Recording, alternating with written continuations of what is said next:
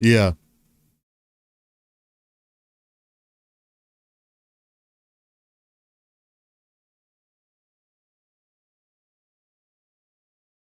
Oh.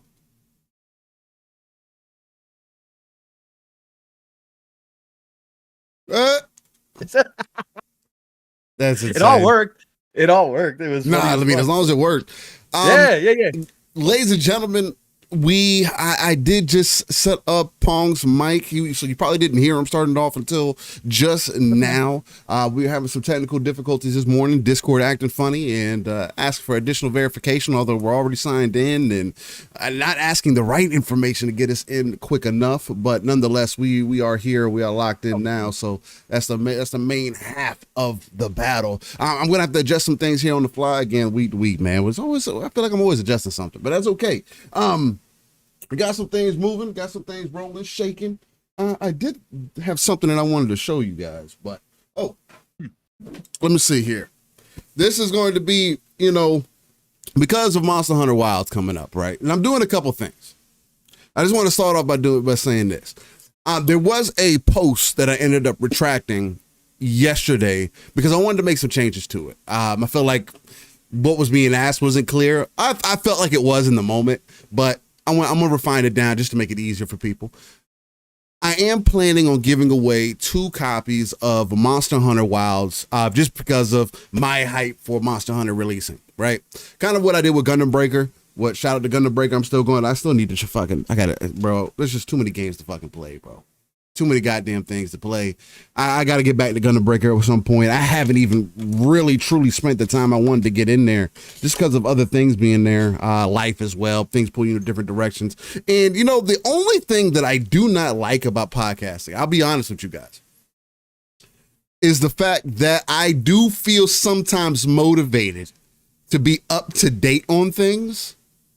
And that pulls me away from maybe sitting with certain things. It's part of the reason why I haven't jumped into Gundam Breaker, right? Because other games have come out, other things have pulled my interest. We get in the conversation about stuff. Maybe I'm listening to too many podcasts or whatever the case might be throughout a week, but my attention is pulled in different ways. That's the only thing that I would say that's like, damn, that's kind of a negative. But at the same time, I do appreciate the fact of being like in the conversation right now. What I could do on the back end is just going to be what I can do on the back end. But that's part of the reason why I'm hunkering down with Monster Hunter Wilds. I even have come to the conclusion I'm probably not going to end up playing Assassin's Creed Shadows either. Like, I'm going to fully throw myself in it and see what ends up happening with it. So nonetheless, if you're interested in that, I'm going to include my channel, Steel Rain, T is a 7. You can find it directly, youtube.com/@SteelRain, T is a 7. The new channel for myself is going to be a bunch of Monster Hunter stuff just from the jump. I plan on doing a video, and I kind of wanted to do with this giveaway that I was doing. I wanted to do kind of like this fashion thing. Now, the original idea was I wanted people to send me some clips, right? Everybody posts their clips, but I know not everybody has access to posting the clip. Posting pictures is quite a bit easier, right? So just to make it easier for everybody, I can't get a PlayStation code either. So I was going to do a giveaway for Steam. Let me close Steam just in case. I don't think Steam would be the one causing the issue, but ladies and gentlemen, let me continue from what I was saying. There was a little blip in the Matrix there. The Matrix doesn't want us to be great today. I'm a little bit more light-skinned today too. It's a little too bright in here. Anyway, fuck I was saying. See, that's the problem. See, that's the problem when stuff starts crashing in the background. It's like out of your control. I'm not even doing nothing. I'm talking to y'all and stuff crashes. Now I've completely lost my train of thought. But part of the reason, about your Monster Hunter Wilds competition, what I'm doing the pictures instead of the video. That's what you're gotcha. Okay. So for the competition, I wanted to just base it completely just on images. Yes, it is tailored more so for people who play Monster Hunter. I am completely aware of that. But that is the kind of the audience that I am trying to speak to, right? Yeah, I want to bring in new people. As we talk about it here, you're going to see gameplay of me just getting my ass taxed by Artveld. This is from the previous beta, not the most recent. And just to kind of give you an idea, because this is what Monster Hunter is about, unfortunately, depending on how you look at it. You're going to get in here, you fight these tougher monsters, you're going to have some limitations and things, and going toe to toe with some of these monsters, sometimes you're gonna get thrashed around, especially the way that I was trying to play it, because I was trying to do it all in one death as well. Like I was putting artificial limitations on myself. So you'll see when I die, I'll automatically restart the hunt. I was trying to do this whole one death, one attempt kind of thing. So that's the kind of limitations I set on myself. And it was a beta, and this fight is meant to be challenging. So I was like, okay, well, if I'm gonna have fun with the beta, let me just, but I want to do it kind of one time, one life kind of thing. So nonetheless, so that's going to be coming up. That's something I'm probably going to end up posting after the show. Show is going to be shorter. I'll say that as well today. Probably going to end at about 1 p.m. So again, a 3.5, 4 hour show is still more than a majority of people give you. So stay in tune for that content. But that gets me to this. Hopefully hopefully it focuses, but got a Stream Deck. Stream Deck, man, haven't hooked it up yet though. Have not hooked it up yet though. It is something. Keeping secrets from me. Well, so it's a little something. I found it for like what is it? I had there was a sale for it for like $49. Ended up getting it.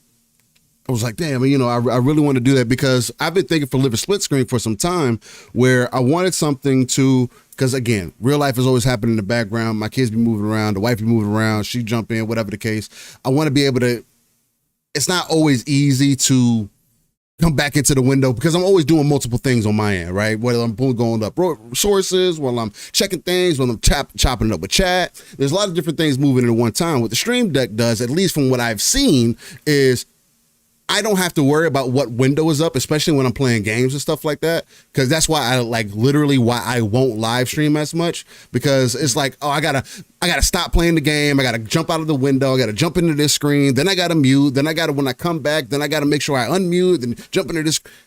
The Stream Deck completely eliminates all that because it has buttons specifically set up for that, where I can just press one button and it does it, right? Now, I got to play with it, see how I set it up, but it'll also help me for like scene changes and stuff like that for living split screen, and along with a whole host of other things, right? Because it allows for multifunction type things. It's just, I saw it as an opportunity, as a way for us to level up a little bit, not only every Saturday morning right here with living split screen, but also for if I'm going to jump in more into Monster Hunter Wilds, along with I'm getting ready to move and stuff like that, looking for places. But so that's making things complicated, but I want to make things as interesting as possible, as fun as possible, as dope as possible, and just try my hand at it and see what happens. So anybody got some advice or anything like that they want to throw into the DMs, you're more than welcome to do that. But yeah, I just wanted to show y'all what we're working on in the background, man, because this is a ball that doesn't necessarily stop moving.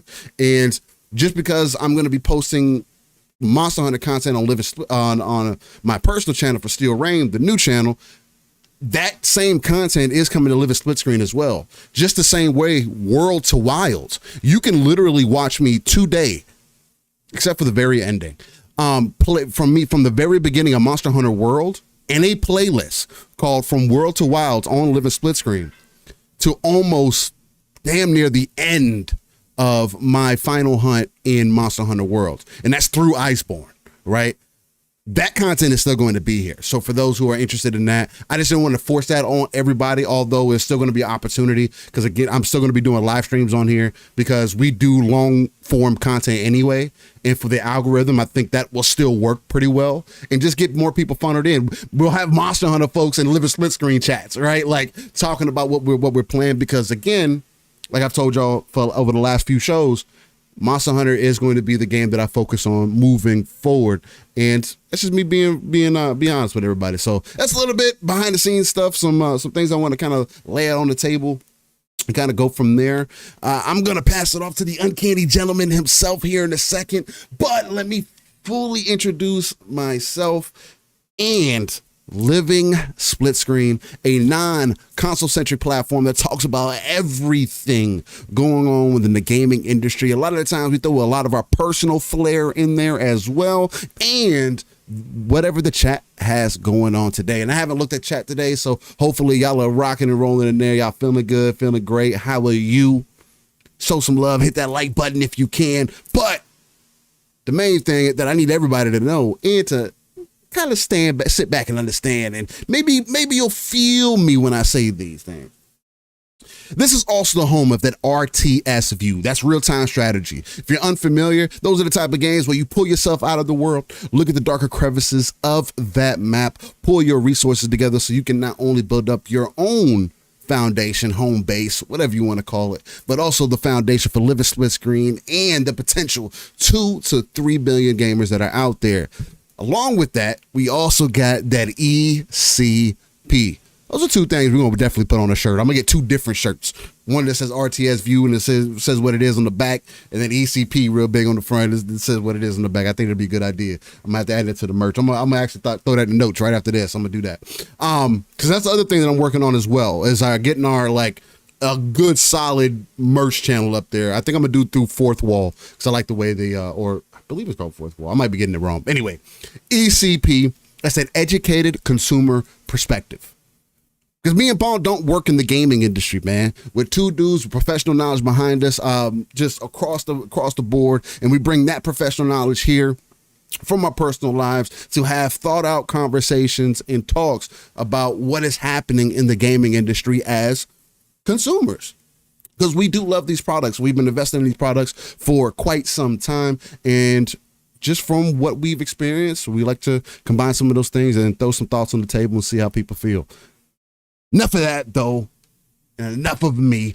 I gotta get you to the uncanny gentleman, like I mentioned earlier, the X-Men that is not Cyclops, but he is my brother from another. And this week has been another week where we have not been able to chop it up, and we jumping in Saturday morning, and things were already going crazy as things do. But it's my guy, my confidant, the one and only Pong.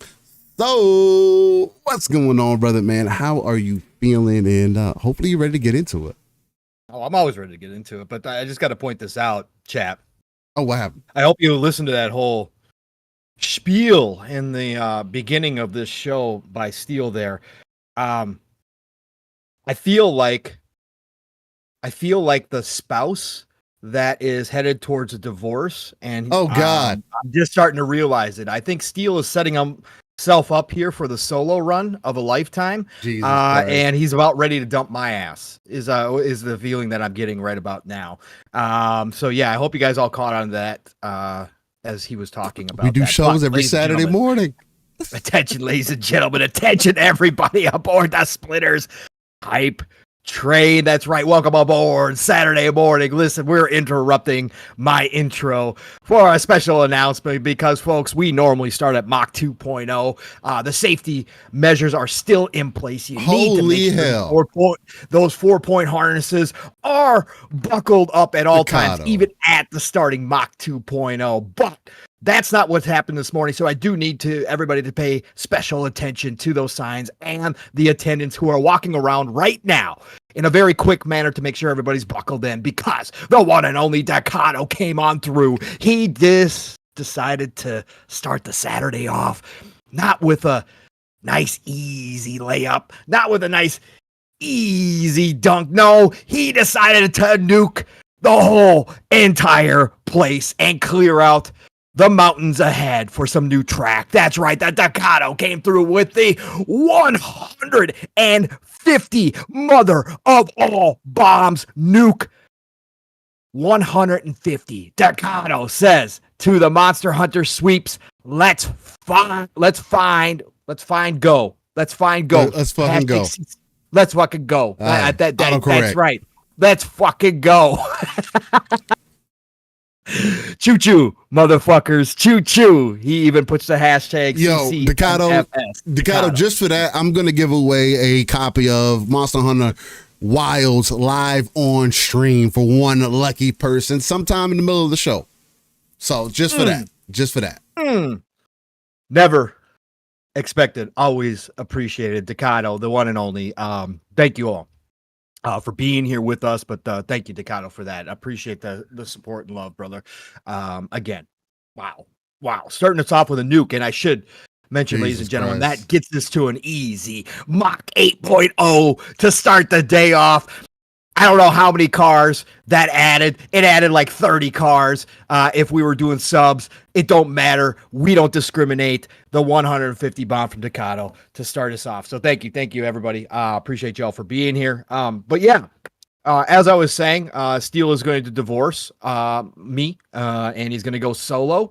And that's what it sounds like. So I hope you enjoy the last few shows of Living SplitScreen before he just becomes the Monster Hunter Wilds Steel Rain show permanently. And that's all he's going to play for the rest of his fucking life. I am. That's what I'm going to play for quite some time. That's it. At least for the next 3 to 6 months, for sure. For sure.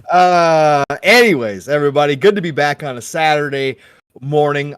Despite the problems, again, I love technology, and it's not 75 to 80% of the time it's my side of the shit, and it's weird, and it just doesn't make any sense.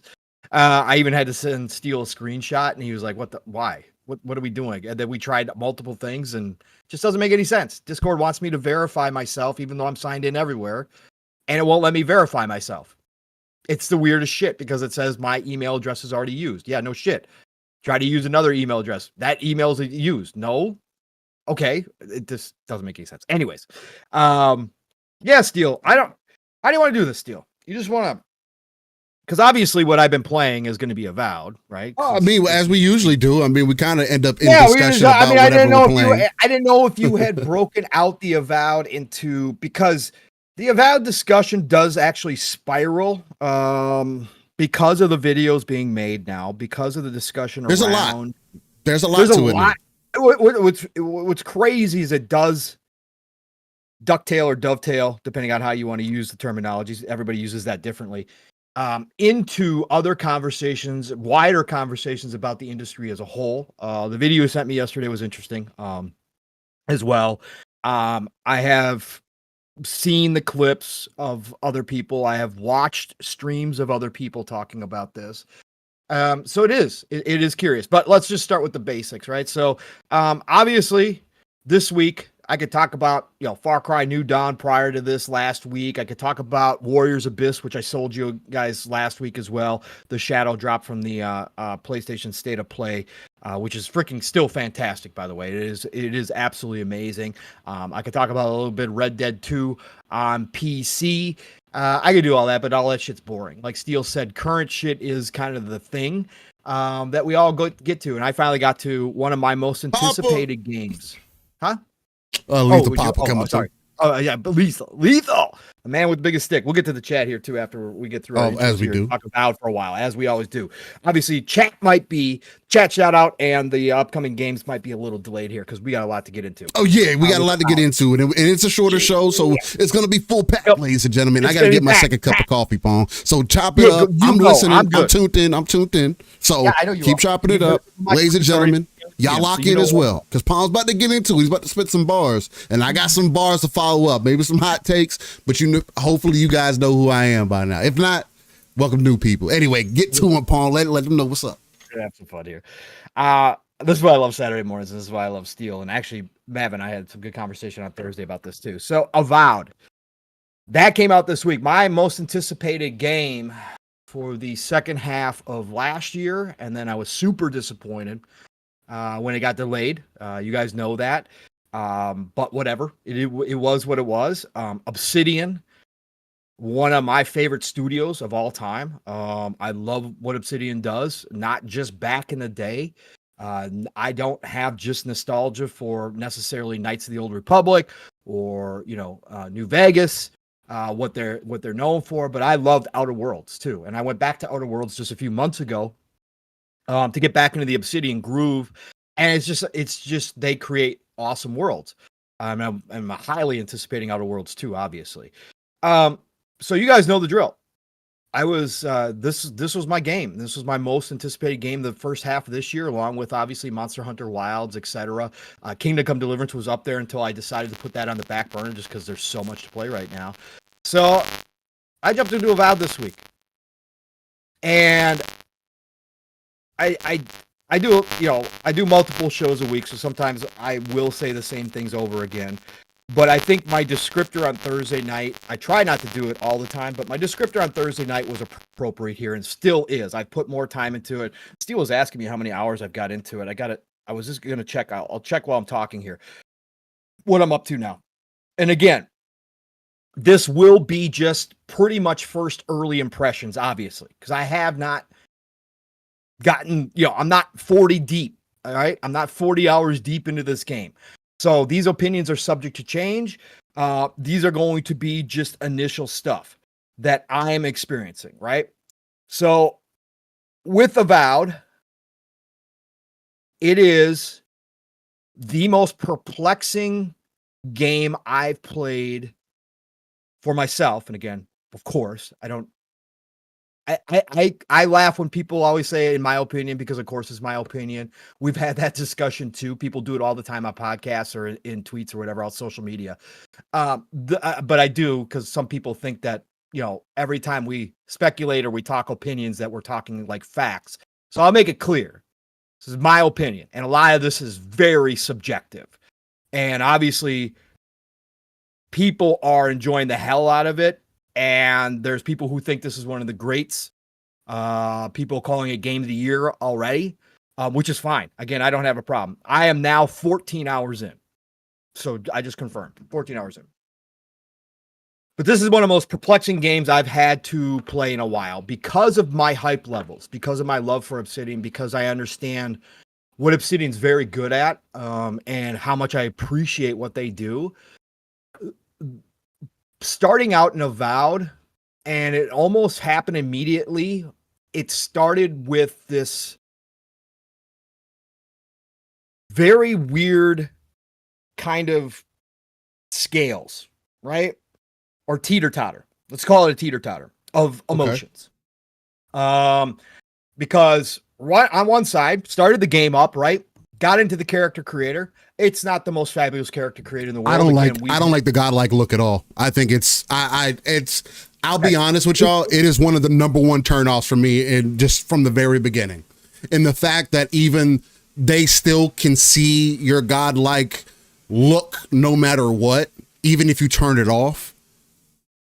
And then you meet a godlike that does not look like you. And I get that they're all are not supposed to be the same. There's different gods. Yeah. Cool. But the version that you have in here, that leafy mushroom nature, it just looks corny to me. It don't look good. It doesn't feel good. It doesn't I don't know. I thought that was a bad choice in my thoughts as well. How did you feel? Is that kind of like the direction that you were in as well?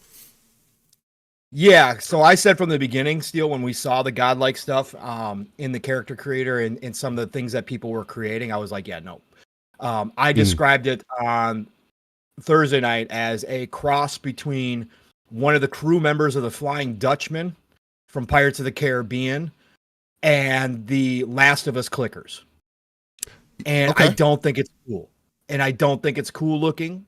I don't think, again, it's going to be subjective, but for me, my character has to be cool. Now, however, Steele, I say all that because I did find one. I did too. I did too. Godlike kind of addition. I didn't do the head stuff. I didn't either. The head stuff was stupid as fuck. Because again, I need my characters to look good. Of course, I'm creating a female character. Yeah. But I did find one where it's got these 3 rows of crystals in her forehead. Yeah, I thought that one was all right. I got the one under the eyes. That like under the very subtle the ones. Under the eyes was okay too. Yes, very subtle. But yeah, no, I saw that one too. The cheek one too. I think that one, the one that comes out. Yeah. I was deciding between those two, but actually when I fooled around with it, because I actually made a dark-haired female this time around. Okay. And I put the crystals on her head. Then I went, okay, if I'm going to do this, because I actually don't mind that look, then I got to make these shit stand out. And I want to, kind of give that god, like, okay, I've been blessed, quote unquote, by the god, whatever my god is, right? I've been blessed by this thing. So I'm going to make it kind of dope and make it really different. So then I went hot pink on the crystals.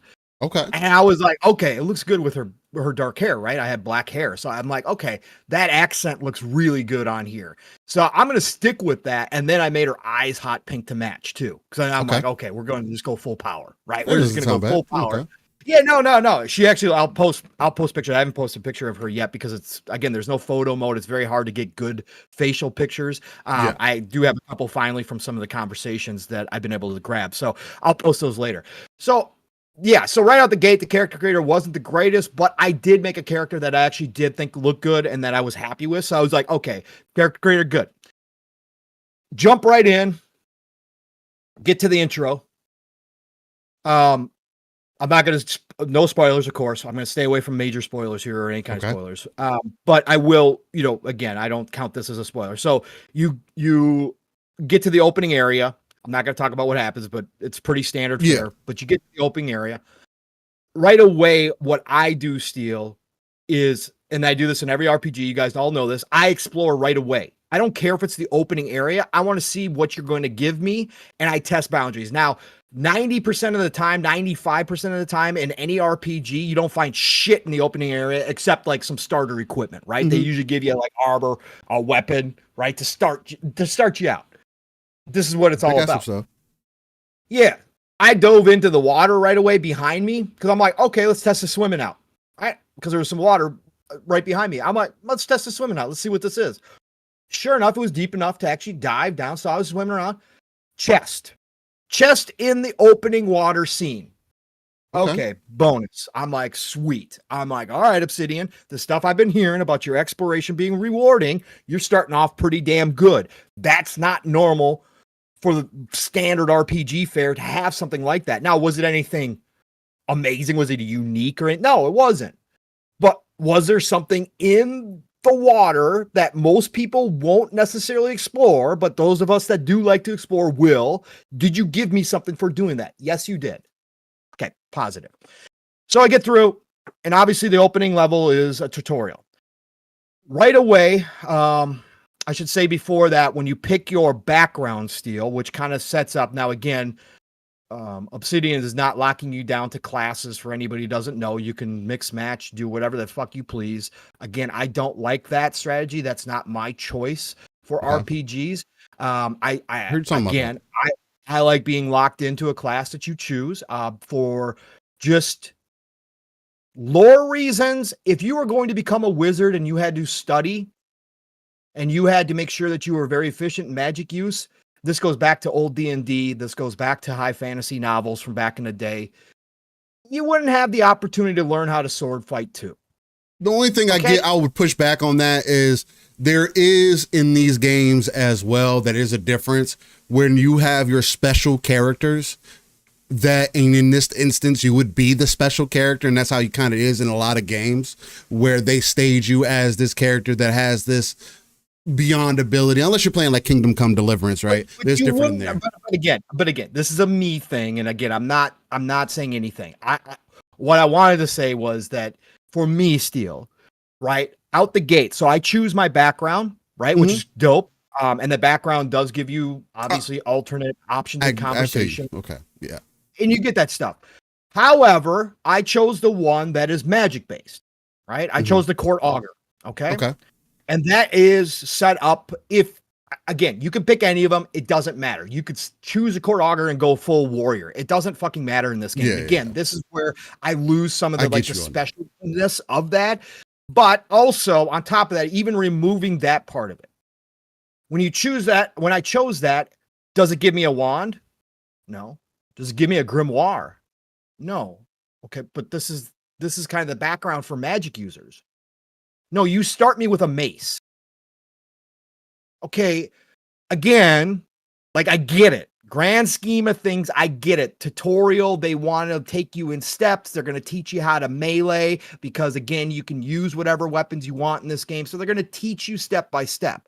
However, as an RPG, right, if I'm going to play a role and I choose the background, right, as a wizard, I should probably start out with some wizard tools, not with a mace, because that was a melee build. That's a warrior build, paladin build.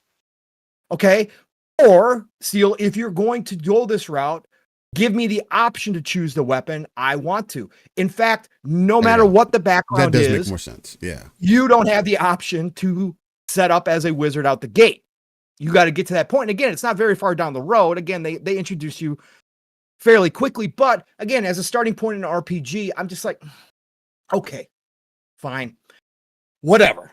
Just little dings. Again, this is all personal, subjective stuff. Mm-hmm. So I was like, cool, whatever. I'll learn how to melee. Get in, start going through the levels. Now, good stuff. Combat feels good. Combat feels the way that it would feel when I was watching Steel's clips, when I was watching other people play, what other people talked about. That's good. First person, third person. I thought it felt great. Yeah, I thought it felt great.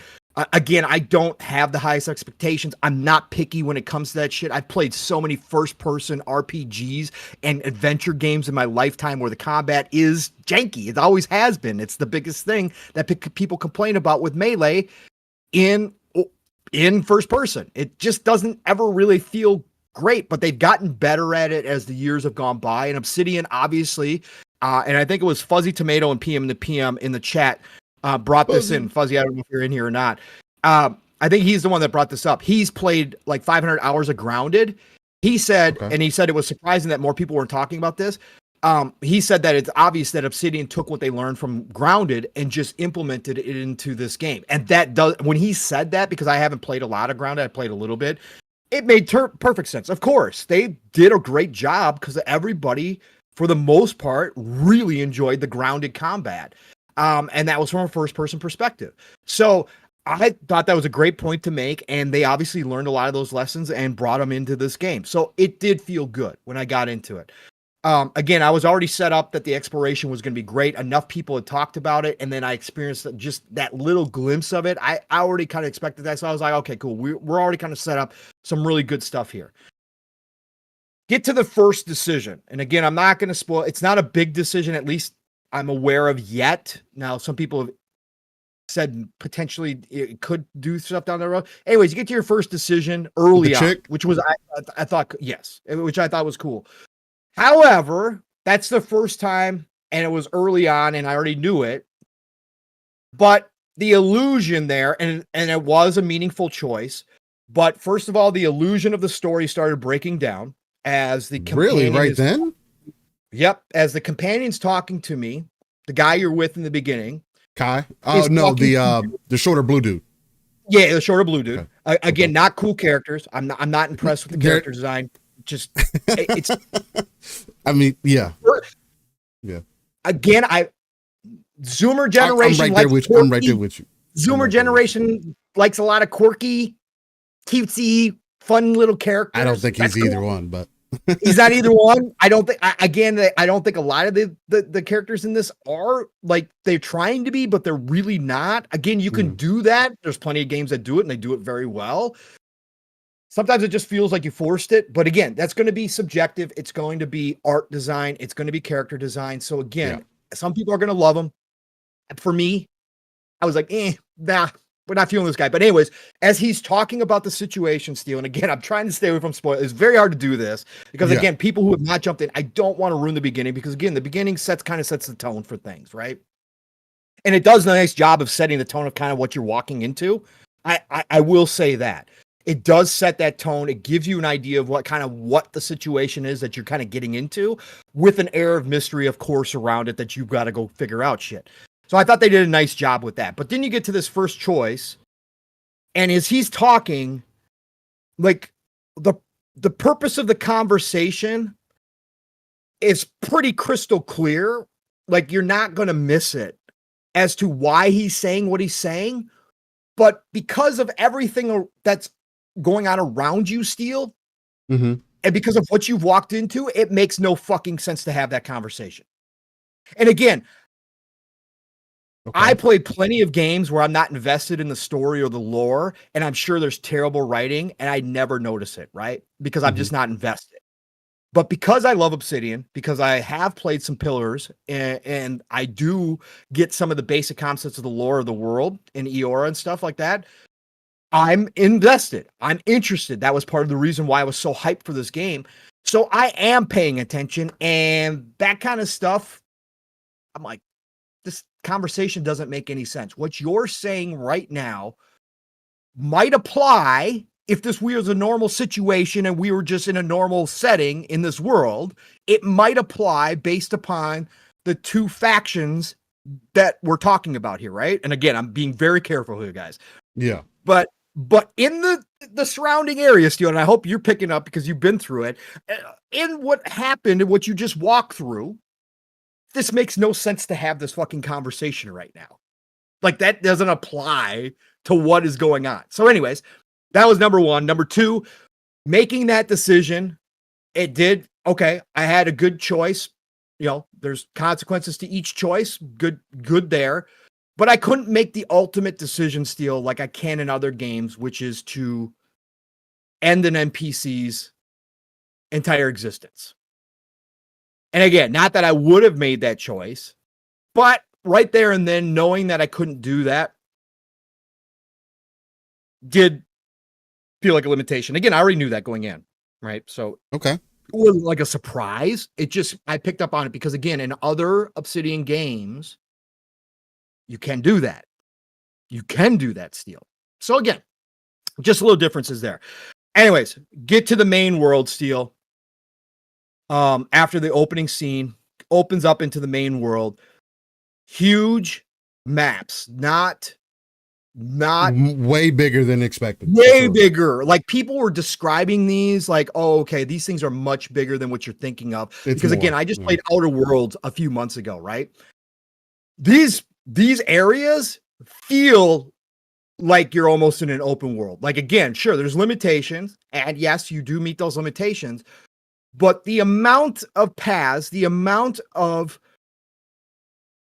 areas that you can get to is pretty damn crazy. And again, hats off, because again, this is much bigger than I think most of Obsidian's worlds outside of New Vegas, obviously, were. And so I got to give hats off, because I walk into this area and I start looking around and I start moving, I start walking, I start traveling, I start exploring, and I'm like, oh, wow, holy shit. Yeah. And the verticality that people were talking about, oh shit, man. And you're going to give me the ability to Skyrim climb rocks and get to places that you might not think you can get to sometimes. Sometimes it doesn't work. Again, famously in Skyrim, you can climb mountains if you want to.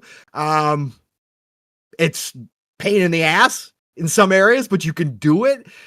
Sometimes you won't. Sometimes you fall. And I fell plenty of times in this game too, but the ability that they do allow you to do that, and I just made a post before we went live too, and everybody can go look at it. I got to an area that was unfinished. Okay. An area that obviously I was not supposed to be in. Textures are missing, right? But it actually allowed me to access an area that I wasn't supposed to get access to through that point, which is cool. Now, I could have gotten stuck, and I almost did. I thought I did. But I didn't, thankfully. But again, that's a risk I'm willing to take. That's a part of exploration. It's not always just about the treasure chest. It's not always just about the loot. It's about the sense of accomplishment when you can go get to a place where at first glance you go, I don't think that's freaking possible to get up there. Or I don't know if it's going to be possible for me to get across here. And again, I love people finding out that you can cast Ice Spell and create, paths to jump off of. I think it's fun to watch people who obviously may not be the most experienced RPG players figure mechanics out that have been around for a long time. It is wild to watch, and I think it's cool as hell because it's like a gamer discovering something for the first time and going, holy shit, you can do this. Yeah, you could do that. Like, I knew right away, and it was fun as fuck. But I think it's dope exploration-wise when they give you the freedom to go try stupid stuff. And again, you can even... I said it in my post, even if it allows me to get into broken areas in games, I still think it's cool. I take responsibility for going and doing that. When I see an unfinished area or a place that I'm not supposed to, or I fall through a wall, or I get stuck somewhere, it's on me. I obviously knew that I shouldn't be going where I was going because it wasn't easy, but I made it happen and it worked and I got up someplace. I'm cool with that. That sense of adventure is second to none to me. So again, hats off to Obsidian, first of all, for creating massive areas to explore and making it fun for the most part to explore these areas and rewarding both with loot, with chests, with secrets. Again, an easy one steal off the gate. One of the first waterfalls I came across, there was a cave behind it, as there should be in every fucking game. Now, there's a lot of games that don't do that, but there should always be a cave behind at least one waterfall in your game if you're going to have waterfalls. Yeah. And in Avowed, there's lots of caves behind waterfalls. There's lots of secrets behind waterfalls. I love that shit. It's a trope. I love it. I think it's fantastic. So, exploration, world, the world itself, Steel, again, it is going to be subjective to your view of the art. For me, there is some very beautiful stuff from UE5 in this game. Very beautiful. Some of the lighting, and both on Series X. I should let you guys know too. I played approximately 10 of those 14 hours on Series X and 4 of it on the PC. I've gotten both sides. The PC version turned up to Ultra using FSR3 is fucking unbelievable. The level of detail versus the Series X, which the Series X I'm playing in the 40 frames mode with VRR. And it's great. There are times where I can definitely tell I'm not getting 60 frames, right? But it's minimal. And for the most part, it's wonderful. And it does keep a better resolution than going into the full performance mode. And I tried the 30 quality mode and I was like, yeah, no, we're not doing this shit. So the VRR mode is fantastic. Again, give me options. Beautiful. But the Series X looks good and looks great. And I've got some screenshots. I'll be posting more this week as well. This weekend. I got some really great screenshots from the Series X, but the PC version is stupid. Okay. The PC version is like a whole nother world. Okay. It's one of those games where you see everything. You tried it. You said you tried it out? Yeah. I got 4 hours on PC. So I got 4 hours on PC and I played, like I said, Ultra FSR3. How much of a percentage difference would you say that it's better on a scale of 100%? How much better would you say it? Detail wise, probably 50%. To more. Okay. Detail wise, we're talking about in textures, in characters. Like take Kai for example. If you get up close to Kai, obviously you don't even have to be close. If you get in the right lighting, you'll see like he's scaly. He's like a fish man. Right? Yeah, yeah. So he's got the shadows don't always reflect off of that the greatest, but it does look good, though. Bro, with ray tracing on, and you got the light reflecting off that skin. Yo, it's nuts. And again, the FSR3 is so much better than FSR2. Now that I've played games with both, I really don't see. Obviously, if I put it in native, I had it native first, and obviously I was down. I think I was down like I was hitting 30 something frames, like a little bit above 30 with native. So I turned on FSR3 and I was over 100, I think, the full time. But the loss there is so minimal. It is gorgeous. But there is some hit or miss spots where I think some of the artistic direction doesn't stay consistent in the game. And I think sometimes it can be kind of jarring sometimes, depending on the area that you're in or whatever the case may be, or some of the enemies I think could have been done better. And again, I know a lot of people are already complaining. I'm only 14 hours in. But I'm going to believe people when they say enemy variety is a problem, that there's not a whole lot of variety. And obviously people have been talking about the fucking amount of bears that you come across. At least in the first area. Yeah. Yeah. So far I've experienced all that and I understand where people are coming from with that. But that's okay. Again, some games do it very well and you get a ton of different enemies, and some games you just don't. And I don't have a necessarily big issue with it. Loot wise, let me talk about the loot real quick. I wish there was more loot off of the enemies. I also, real quick too, as a side note, I think the leveling is a problem here. Okay. I think it takes too long to level through battles. I don't think they give you enough experience for the battles. You gain most of your experience through missions. I hate that because, again, you're telling me that you're going to allow the freedom for people to play how they want to play. For those of us that explore and spend a lot of time battling out in the world instead of mainlining missions, not allowing us to level up or be rewarded in a meaningful manner for those battles to allow us to level up, even though we might not be doing missions. I do have a problem with that. I wish that was changed. again, I've spent 14 hours still. I'm still not level 5 because I haven't been running missions, right? Because I'm out here exploring. That's a problem. Like I think Mav said he had 12 or 14 hours in and he was already level 7 or level 8 because he's doing more missions. See that I don't agree with. I think that the battling, because I can guarantee you I fought more monsters than he has. And so for me, that's when I go, that should be changed. Anyways, loot wise, I wish there was more loot on the enemies, especially the bigger enemies. It's not bad. It's just could be better. But the chests that you find when you're exploring, getting to secret areas, they generally are very rewarding. And I've already come across, and I brought this up on Thursday night, it's not every single piece, but I already came across a really cool thing was exploring this broken, crumbling tower. And I came across these little notes. And again, I'm invested. So I'm reading the notes. I'm reading the lore, right?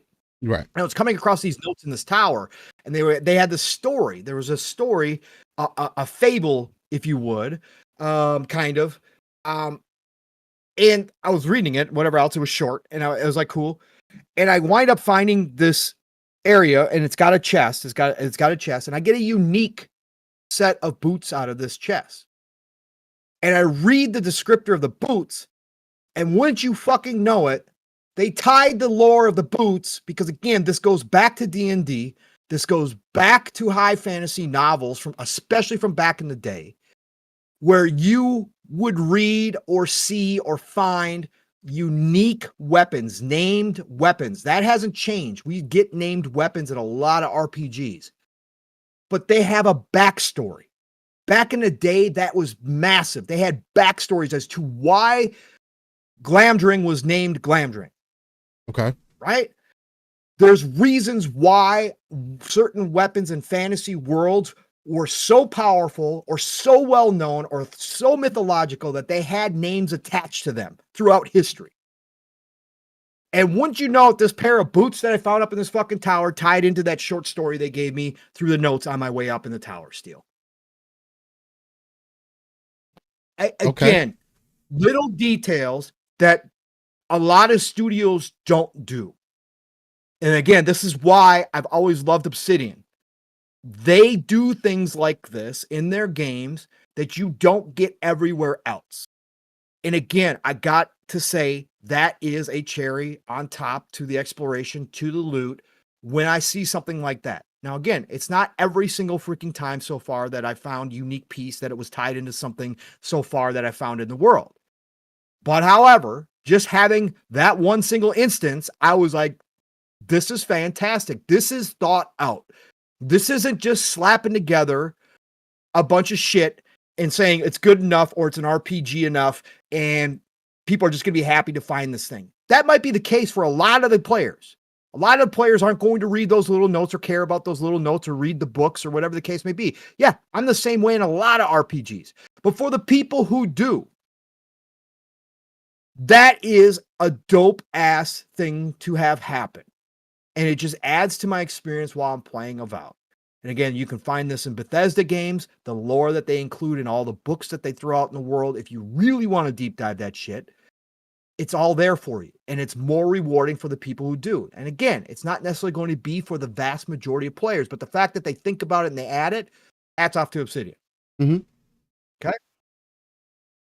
So we've gone through a lot of this stuff. Combat continues to feel good. When I got my magic spell steel, when I got my wand, and I watched you, and your clips are fucking amazing. Again, swapping and the way that you were playing on high level, absolutely amazing. And I thought you did a better job than most of the people out here representing what the combat could be if you take your time. And again, playing on the highest level makes you do that, which I get. Again, I should tell everybody I was playing on hard. I wasn't playing on Steel's level, playing on hard. Now I've now changed that. Okay. Oh, you changed it? You backed it down more? I backed it down to normal. Okay. Because of my thoughts on the game itself and how I'm playing it still. Yeah. Doesn't make it feel good? Yeah, I just didn't want to do it. I was doing fine. I certainly was. I certainly had my moments where I died, right? And again, that's partly on me because I stopped using the swap feature. Okay. Because again, I want to role play as a straight up wizard in this game. I don't want to use guns. I don't want to use melee. That's a me choice, and I'm not blaming them because, again, you swapping in and out and other people swapping in and out for people who love to do that to combine, like Mav is using a grimoire and an axe. Bro, yeah, the combination of spells and then using your melee to break them. Let's say you freeze them and you break them. Like, all that shit is dope as fuck. And there's some really cool, I've already come across a unique sword now that is really cool as well. Weapons. It's just for me how I want to role play my character. I'm not going to do it. So I stopped using the secondary class. I'll eventually put together a new wand. I'm sure I'll come across some unique wands. And a separate grimoire book with different spells. I will do that because I will use a different style wizard. But for me, I just did that. But still, what I did find out as I started leveling, as I started looking at the skills, this is, to me, a RPG light. Definitely, this is 100%. I've seen some people try to describe this like it is still a very deep RPG. It has some depth, but it is not deep. I'm not going to say this is like Final Fantasy 16 where you got 4 slots and that's it. No. I'm not going to say that. I'm not stupid here. And again, I didn't play Final Fantasy 16, but I know enough about it, watch enough to know how light that one is. But this is still a starter RPG. Maybe it's better to say this is a starter RPG. I think what's an even better way to describe it, Pong, is this I was describing to my wife because my wife is still playing it, right? She's having a good time with it so far. Now, she has admitted it's not quite what, because when I told her it was from Obsidian, it was from the people who made New Vegas, she was like, oh, okay, that's kind of cool. She watched me play some of it. She was like, all right. Oh, she tried it out, made a character, so on and so forth. So, and she's playing it currently. And the way that when I was talking with her about it is, I describe it as it feels like an arcade RPG. Yes. You kind of like how Forza Motorsport would be the Skyrim, would be the Oblivion, would be those other games that people reference. I think that Avowed is the Horizon, maybe even, I would say it's probably even more arcadey than that. It is the Need for Speed. It is the Crew. It is the Burnout. And again, I'm not saying that like it's a slot, like it's a negative to the game, but it's just setting your expectation of what's going to be, because it does feel good to play and there is depth, but it is not like with the other thing, and I'll speak to it more, but real quick, because I want you to get back into it. I'll just give you a little bit of break there. The one thing that I did find myself thinking while I was playing was that, hey, would I rather play Skyrim or would I play this? And that's because, and again, not comparing the two directly, but I just recently played Skyrim, right? For me, for the first time with all the mods and everything else, it made it look as modern as possible, right? That is a recent experience for me. I also recently played Starfield. Right? Again, one of the first Bethesda games that I played from top to bottom, completed, and I had a fun time with, and I loved Starfield. So jumping into Avowed, I'm already not always the super back in time dude, medieval fantasy kind of thing. It's not always, doesn't always speak to me, but in Avowed, it does work really well, but I do describe it more of it's an arcade version of an RPG. And I don't think that that's a bad way to explain it. And I think when you say that, it gives you a better perspective of what to expect. We may get into this because there is a conversation to be had if devs are, and again, it is a game, it is a development choice. And again, I'm not the dude, you guys know this because I'm a Bethesda super fan. Never went in expecting Skyrim. Again, this idea that this was going to be a Skyrim killer, I still see people putting this up. That was never created by Obsidian. That was created off the first trailer by the fans. Yeah, because that's what it looked like. Yeah. When it was different. We know it's been changed. We knew for a fact that it had been changed. Again, Kerry Patel took over after they took out the multiplayer, and they did do a change in the style of game. And I think the artistic style, in fact, was changed very early on in its creation, even before Kerry took over, because I can't see them swapping out art assets and changing the whole dynamic of the color scheme and all that kind of stuff that quickly in development, because I think Kerry took over 2.5 years ago, I think, or 3 years ago, whatever it was. So I don't think that happened. I think that was an early design change. But again, all that Skyrim killer bullshit was off the first trailer when people actually thought that's what Obsidian was going to be doing, was a massive open world, one big open world, and they were going to try. They're going to try their hand at a Bethesda game with darker, more realistic kind of flavor. And again, Pillars can be a very dark world. Certainly doesn't come across all the time. In this, there is some pretty dark shit in this game. I'll tell you that if you're reading, you're paying attention, but the art scheme doesn't necessarily translate that as much as like the CRPGs did, because if you play the Pillars CRPGs, it is a very dark adult tone. This is different. But anyways, that doesn't matter. I'm not comparing those two, right?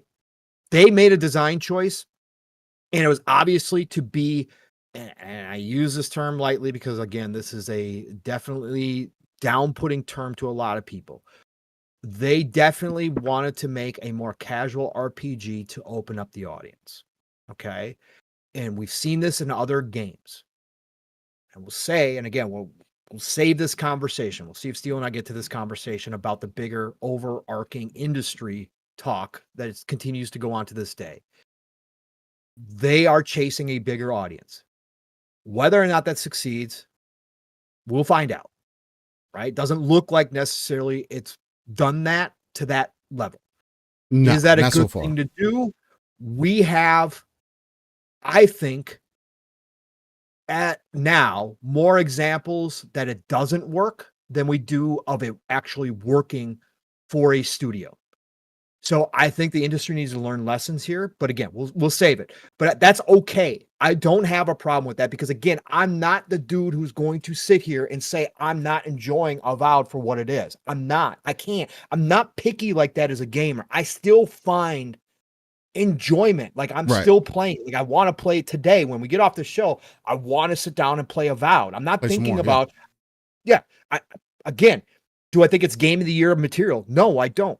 Do I think this is like one of the greatest RPGs of all time? No, I don't. Do I even think it's one of Obsidian's great RPGs? No, I personally don't. I would put it behind Knights of the Old Republic. I would put it behind New Vegas, and I would put it behind Outer Worlds. For me right now, again, something's changed. But I don't think this is the greatest Obsidian RPG of all time or one of their highlights, because I do think they toned down the RPG. I said on Thursday, this is like when Bethesda went from Fallout 3 to Fallout 4, and people were like, holy shit, I think this is kind of the same scale of what they took out. Not being able to steal, not being able to kill NPCs is a problem to me. Again, as somebody who's played Obsidian games where you're allowed to do that, it's a problem to me. It comes up in this. I think the AI of the enemies isn't up to par all the damn time. I think they put some really cheap mechanics for the AI, which is fine. Again, AI doesn't usually bother me. However, this is a perfect example. It is pretty tropey and standard fare in RPGs or any stealth game. If you have stealth in your game, Steel,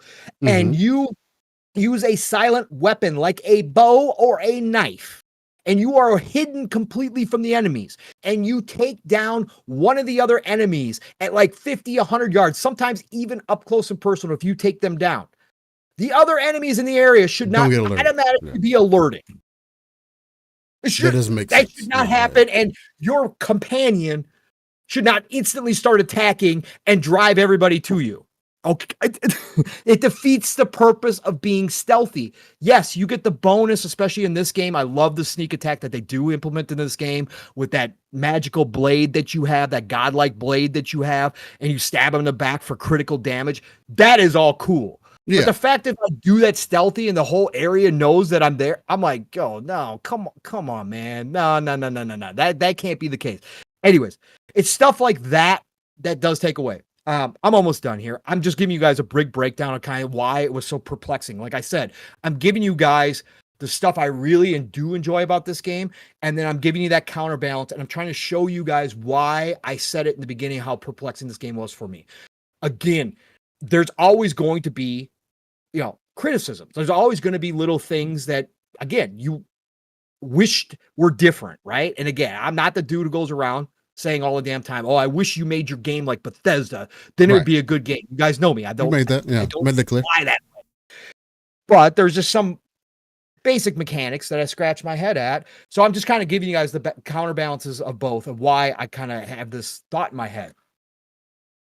And then what I wanted to say about the skills and why I said that this was a starter RPG Steel. When you start looking at the skill tree, another problem I have with this is being an RPG. Level restrictions for spells, weapons, armor. That's normal. Like that's classic D&D. That's tabletop shit. Right? That's cool. Like I don't have a problem with that. But when I go in my skill tree Steel, and I go to my wizard section, and I see spells underneath level 1. Mm-hmm. And in this game, for people who don't know, a grimoire, a book of spells, allows you can carry the grimoire around and allows you to cast spells. Yes. You can also permanently learn a spell and hotkey it so that you don't have to have the grimoire to cast that spell, because the spells themselves are limited to the grimoires. But when I look across Steel, and you can spend a skill point to unlock that spell permanently. When I look across and I see that there is locked level 1 spells that I can't open without first finding the grimoire, and then I have to go, because I want those spells. There's a siphon spell, and there is a magic staff spell. I forget exactly what it's called. It's on top of my head, but I can't think of it right now. That are locked because I can't find the grimoire, and it's not. And this is level 1. These are level 1 spells. And I haven't found, I've found multiple grimoires. I actually found higher level grimoire, but I haven't found the grimoire to open those locked 2 spells underneath level 1. And I can't unlock them with skill points. That's when I go, that's bad design. Okay. That's bad design, because again, I'm role playing as a wizard. I should be able to learn, not just magically, not for free per se. You don't have to give me the spells for free. But I should be able to open up the spells that I want to open up so that I can play my wizard the way I want to play my wizard. And when you don't make it blatantly obvious where I can go get those spells, or you're not giving me the opportunity to I'm finding all these other grimoires. I've got literally 10 grimoires in my inventory, or had before I broke them down. And none of them contain those spells. And I have to go and Google, where do I get the level 1 grimoire to get these spells opened up? I think. Did you Google it? Yeah, I did. Oh, so you found out. Okay. Yeah. I can go buy it. I can go buy it in Dawntrail right away, or you can go find it in an area. Okay. And there's 2 grimoires that open up those spells, and the grimoires themselves are a little bit different because one of them offers you more shield. The one that you can go find, which is obviously a unique, probably grimoire, opens up some extra shields, different types of shields that you can get, which is dope. That's cool. But I had to go look up how I was going to get those spells open. And I think that's just bad design from an RPG standpoint, that you would lock down level 1, or even if I was like level 5 and I want to open up level 5 spells, did you lock them down to things that aren't necessarily pretty obvious to go get? Like, I don't like that aspect, again, because I'm role playing and I'm playing a game. And again, I'm not asking you for free. I'll spend my skill points. I want to invest. But I want to open up those spells. Again, in a lot of CRPGs and a lot of RPGs, you are allowed to pick and choose as you become leveled up, as you open up those levels, you get to pick and choose what spells. Baldur's Gate 3 is a perfect one. You get to learn the spells that you want to focus in on and try them out and use them and see if it's like. So to me, it's stuff like that.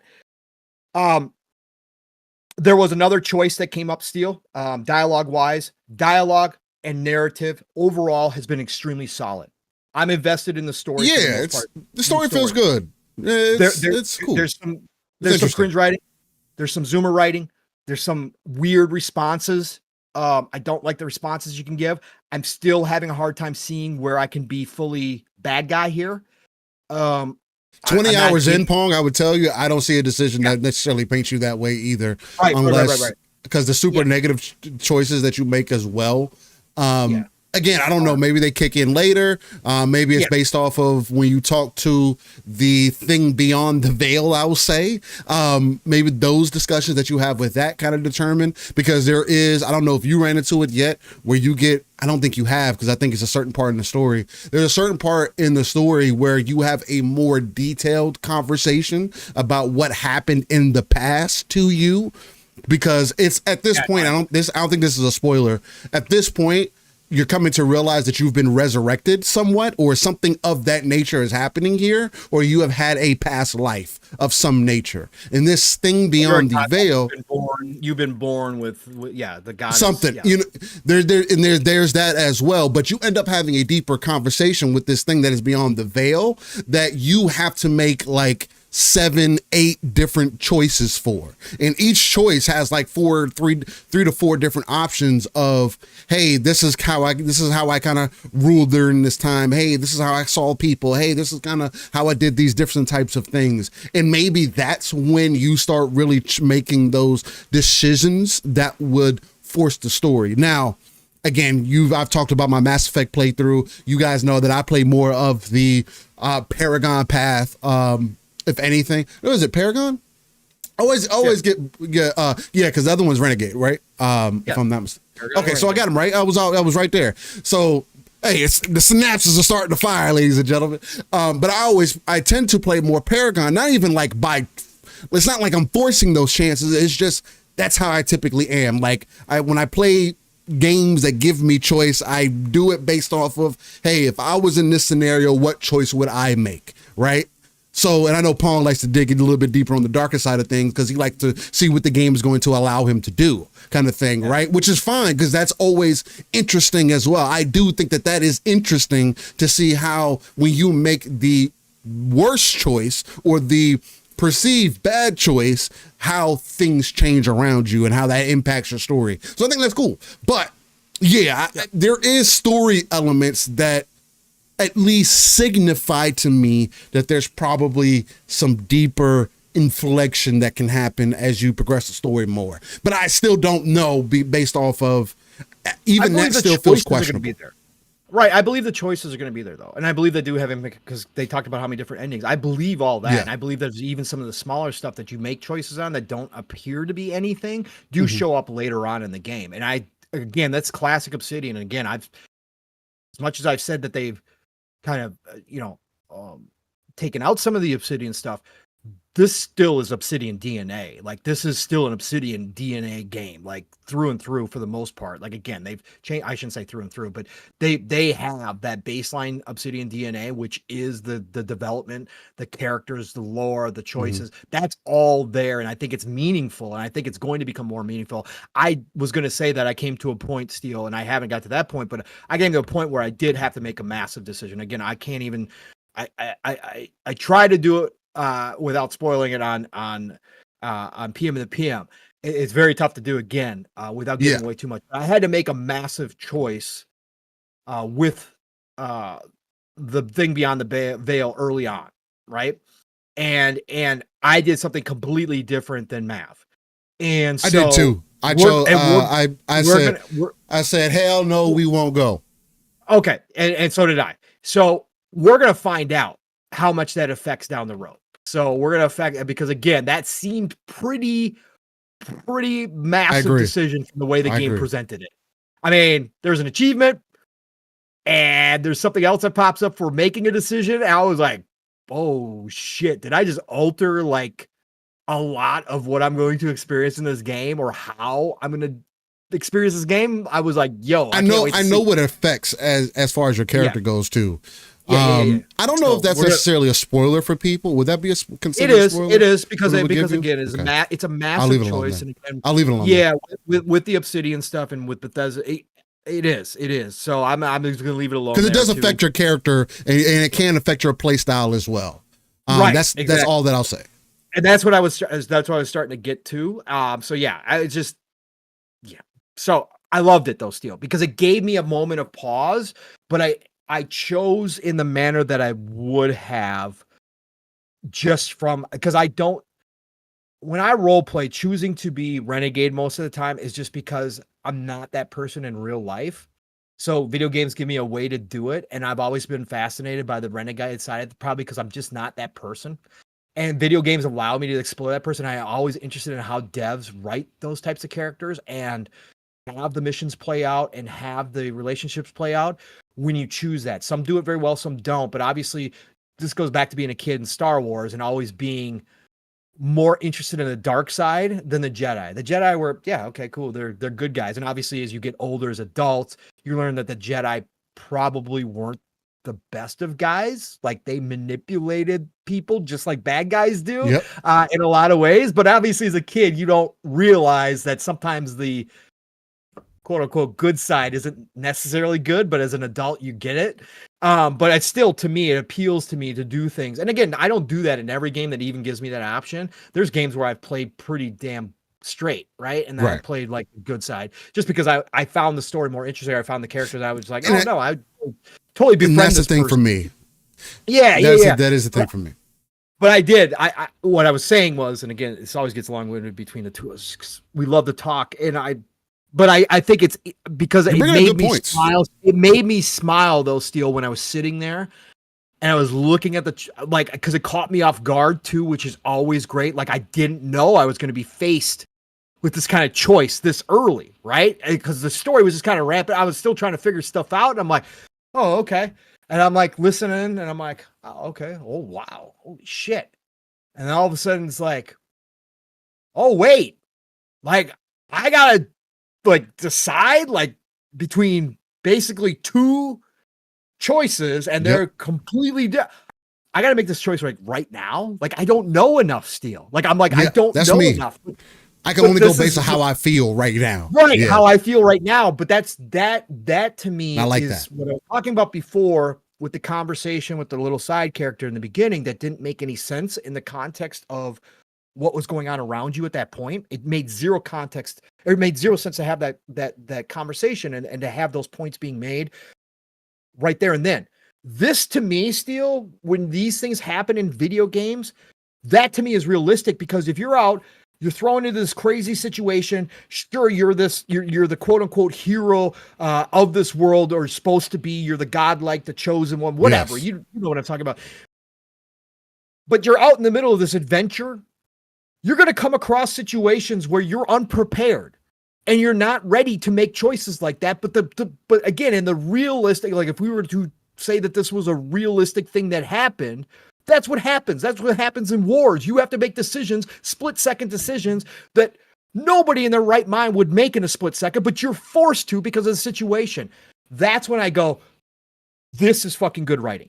This is good putting me in this tight spot early in a game where I don't know a whole lot and I got to make a decision that feels like I'm really changing how this game's going to play for my character and for me and how I'm going to whether or not it does, we're going to find out. But just having that thought in my head and making me pause, I got to smile. And again, hats off Obsidian. This is classic Obsidian. This is what I love about Western RPGs as a whole when they're done right, is those moment to moment, not necessarily battle per se all the time, not necessarily just the exploration of loot, but when you got the story, when you've got the development, when you've got those choices built in, like Mass Effect, and you got to make those choices, those hard choices, that's what really opens up the game to me, because now you got me thinking on a different level. Now it's not just a video game. Now it's not just, oh, I'm just going to respawn if I die, no big deal, like a lot of video games are. Again, that's all cool. Again, now you're making me think as a human. Now you're making me question, like, even though I'm just playing a video game, where do I want to go with this? How do I want to do this? That to me is role playing. And that brought a smile to my face right there. And then I was like, okay, cool. That is one of the moments where I say this game is very good. And I'll say it again on PM to PM. I'll end it here and I'll let Steele jump in. I've talked plenty about this now. Again, this is just interesting to me because of how many thoughts I've had going through my head. And obviously I don't have the time. I hope someday that I can do this, 5-6 days a week and do it for 8 hours a day and really get my thoughts, as a professional and think about this stuff. But I think that still stands right now as I'm playing through. This is a good RPG to moments of very good. Just outside of the exploration, nothing has reached greatness, right? This is a good to very good game. I think that the review, it's sitting at an 82 on Open Critic right now. I think it's between a 7.5 and low 8. I think that the reviewers got this one right. As I'm looking at the scores. And again, this is all subjective. It's all personal. Oh, yeah, 100%. Opinion. Every time. Always. Facts. If you think this is a 9.5, I just saw Boom post. He finished the game over 100 plus hours. Shout out to Boom, by the way. Congratulations, Boom, for putting that much time in this quickly into Avowed.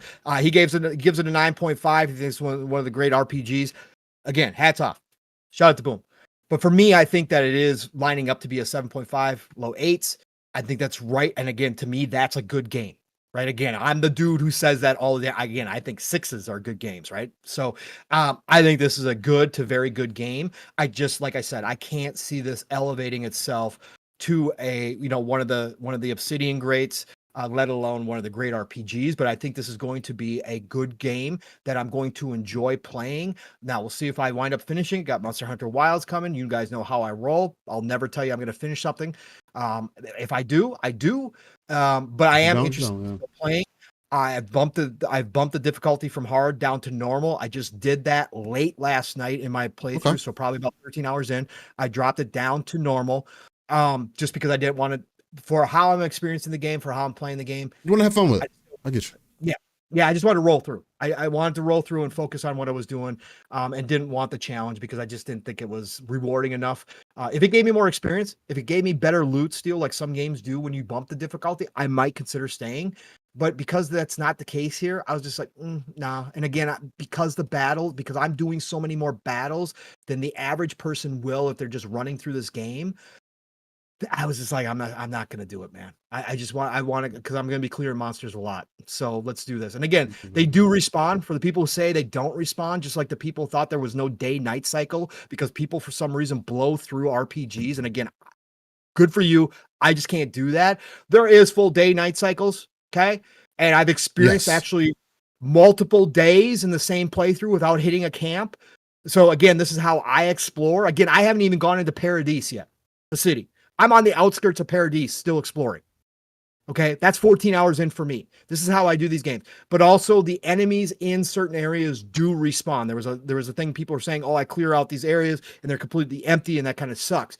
They actually do respawn. Where? Okay, so I'll tell you right now where I went into. Okay, so the northern part above Paradise, but I think it's like the Great Falls area or whatever else. Okay. And the farms where you meet the farmers on the outskirts, and you can decide to help them or not. Again, that's not a big spoiler, by the way. Up above there in those cliff areas where the big massive troll or the ogre was, or the troll, I guess either way, what do you want to call him? I don't know if it's ogre or troll that you can fight. PTK posted a video. That area respawned when I came out of the temple. Now, I didn't get to fight him again. He wasn't there, but some of the lackeys were all there again. You must have got that by chance or something. Yeah, the bears came back and the smaller... none of my enemies respawn. Oh, they are. Yeah, they respawn. But again, but you got to think about how long I'm in that area for, Steel. That's what I'm saying. Maybe there is a timer. It's just you got to be in that area for a very long time. Maybe. Because you got to think about how much time I've been on there, right? So I mean, I was in the first area for almost 18 hours, so I feel it. Right, but did you go back to that area specifically again? Typically Avowed has done pretty well with not having to go back to certain areas. Once you cleared out an area, you kind of don't go back. Right, and I go back because I double check to make sure I don't miss anything. Because actually, why I went back there again, Steel, was because PTK posted his video about that ogre, that troll. Yeah. He had gotten a unique two-handed club. Yes, I did not. You didn't check the whole area? I checked the whole area. There's no. I just went back. There's definitely the two-handed. I mean, I've watched videos of everybody else. It is very unfortunate if you're the only person that hasn't been able to. It's on him. It's on him. They looted off his body. It's not the two-handed weapon isn't on his body. It's close to a wall. It's on the floor. Is it laying or is it standing up? It's like it looks like it was placed into his chest. into whatever is on the floor's chest or like in their body. Okay. I will have to look around then. I will have to go back again and see.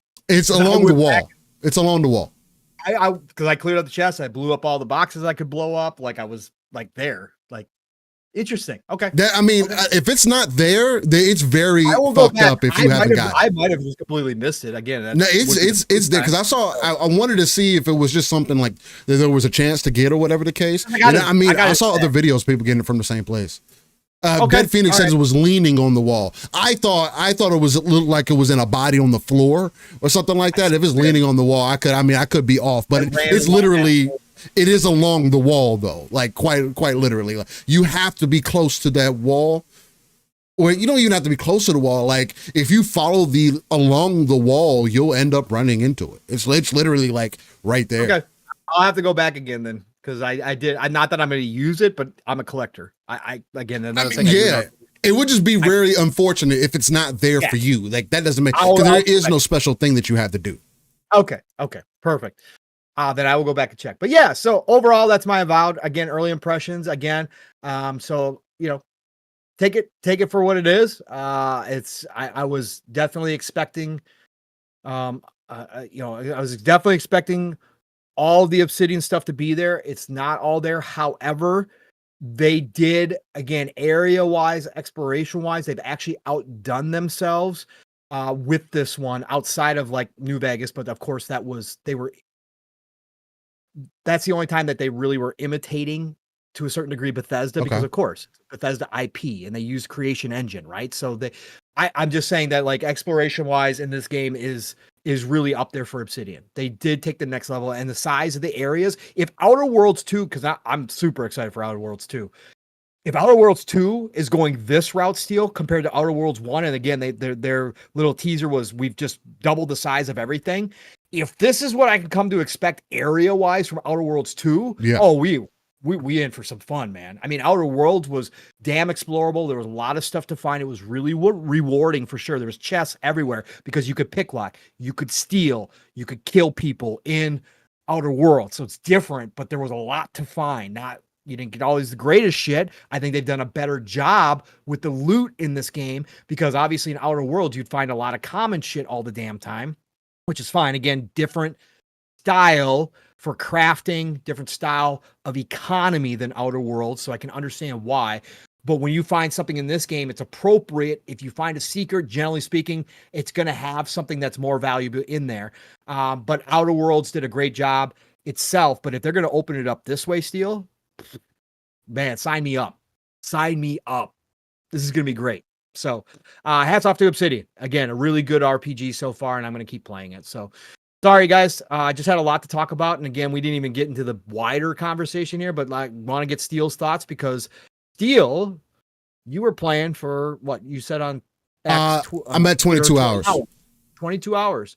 You were seemingly having a very good time. You were playing on the most difficult level. Path of the Damned. Yep. Path of the Damned. I keep forgetting the name of it. Thank you. Path of the Damned, which is obviously appropriate because I was watching your playthrough and experiencing hard. I can only imagine what Path of the Damned is like at certain points, especially with some of the enemy attack patterns, which are the magnetism is the most annoying fucking thing in the world. And the healers, they're fucking terrible.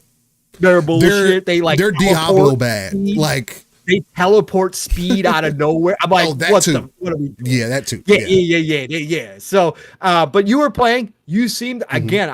You started playing before me. You got early access. You were having a good time. You were really seemingly enjoying yourself. Because again, I kind of know you by now, and especially this is kind of outside the norm for you. So I thought it was awesome because you really haven't played an Obsidian game. Like you said, you watched your wife play New Vegas. And I really like playing first person too. I was having a good time. Right. And you really like playing first person combat, which shows you how good the fucking combat is. Again, hats off to Obsidian. If Steel will play first-person combat, especially melee, you've done something right, folks. But yeah, Steel, so you got to a point, and go ahead, take over, man, because I think you got some interesting perspective on this as well, playing on the hardest difficulty, which some people have tried to blame you for playing on the hardest difficulty, whatever. Again, that's Oh, you saw that? I saw your back of it. It doesn't change how the game's designed. And if somebody that normally does play on high difficulty, like Steel, on a plethora of games, does decide that's how he wants to play, and he has some critique about the choices that brings, I think it's you should probably listen to him, even if he is really the 1% that's going to play at Path of the Damned level. You should probably still take it because it's a part of the game design. They put it in there, and he can have critiques on that. But anyways, go ahead, Steel. Yeah, so real quick, because I want to make sure to get this out before I forget. Legendary Yobi, member for 16 months on the hors d'oeuvre tier. For y'all don't know, that's on a play of me not being able to say hors d'oeuvres one day. So we got hors d'oeuvres. But he says, hashtag peace, love, life. I love LSS, modern day legends. Much love, Yobi. Greatly appreciate that. The other thing, too, before I dive neck deep, I did put a poll at the top that says I'm giving away one copy of Monster Hunter Wilds live, but for what platform? I got Xbox and Steam up there, mainly because for PlayStation, they don't make it easy for you to gift games. I would have to gift currency, and I'm trying to gift a game, right? So that's just what it is. That's the rules for this one. So, hey, make sure you get your votes in there and everything. So far, Xbox is winning with 65%, but we'll get back to that here in a moment. Nam says, how dare you still playing games the way you want? I just... What's funny to me is I don't ever judge anybody else for playing games the way that they do, right? I only start giving some I start backfiring on folks when you're playing on easy or normal. You're talking about the game, you're steamrolling the game, or you're not getting a certain thing from the game. It's like, of course you're not, because look at what you're doing. Like, you got to be real with yourself as well. Yobi says, how does Sony or Nintendo not have that features beyond me? Yeah, but Nixie says, if I win, I can take stocks instead of the PS5. Hey, there you go, Nixie. So, Avowed. From what I've played of Avowed so far, I got 22 hours in. Like Pong was mentioning, I was playing on Path of the Damned.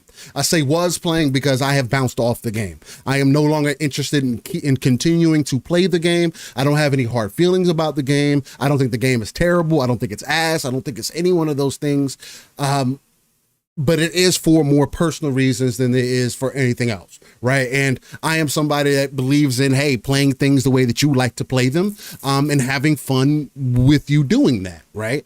Get whatever experience that you're looking for out of this game. And again, I bought into early access. So I am one of the people who put the additional ducats down, and when people would say, oh, well, that's pointless, why would you do that? Because it's a timing thing. I didn't have to wait until release, and me getting closer to Monster Hunter Wilds, and the hype is anticipating more and more, and I'm finding myself more distracted and thinking about that. But for me, Avowed is a very interesting game in many ways. There was another game that I can compare Avowed to, because I did find myself finding some familiarity, at least with how I was feeling about playing the game. And Eternal Strands gave me some of the same feelings of what I experienced from Avowed. There seems to be a lot of similarity there. I don't mean just in color palette and everything else, but there are just the way that the games kind of play off of each other. They are not the same game. Yes, I would even say Avowed has more depth in it as far as choice and stuff goes. So it is going to be very different. I haven't put as much time into Eternal Strands as I have Avowed, so I can't make a legitimate comparison or really go based off of that. So I'll just stick with Avowed. Avowed did get me to put down Final Fantasy 16, right? I've spoken to those things here. Final Fantasy 16 isn't a bad game either, but again, let's stick to Avowed. I wanted to jump into Avowed day one because, again, I am not the Obsidian dude. I'm not the Bethesda dude. I don't typically play Western RPGs like that. It just hasn't been my foray. Now, as I have, again, been in this community, as I've been chopping it up with Pong, there have been games that I have tried that I typically wouldn't tend to look at, right? Again, I played Skyrim for the first time since its release. I played with all the mods and everything, made it look as modern as possible. And I also played Starfield. I played Mass Effect. So there is a lot of recency bias that I can probably admit to having, and has set my expectation as far as what I'm looking to get out of these games. I did play Avowed initially on hard, but I found that I felt it was too easy, right?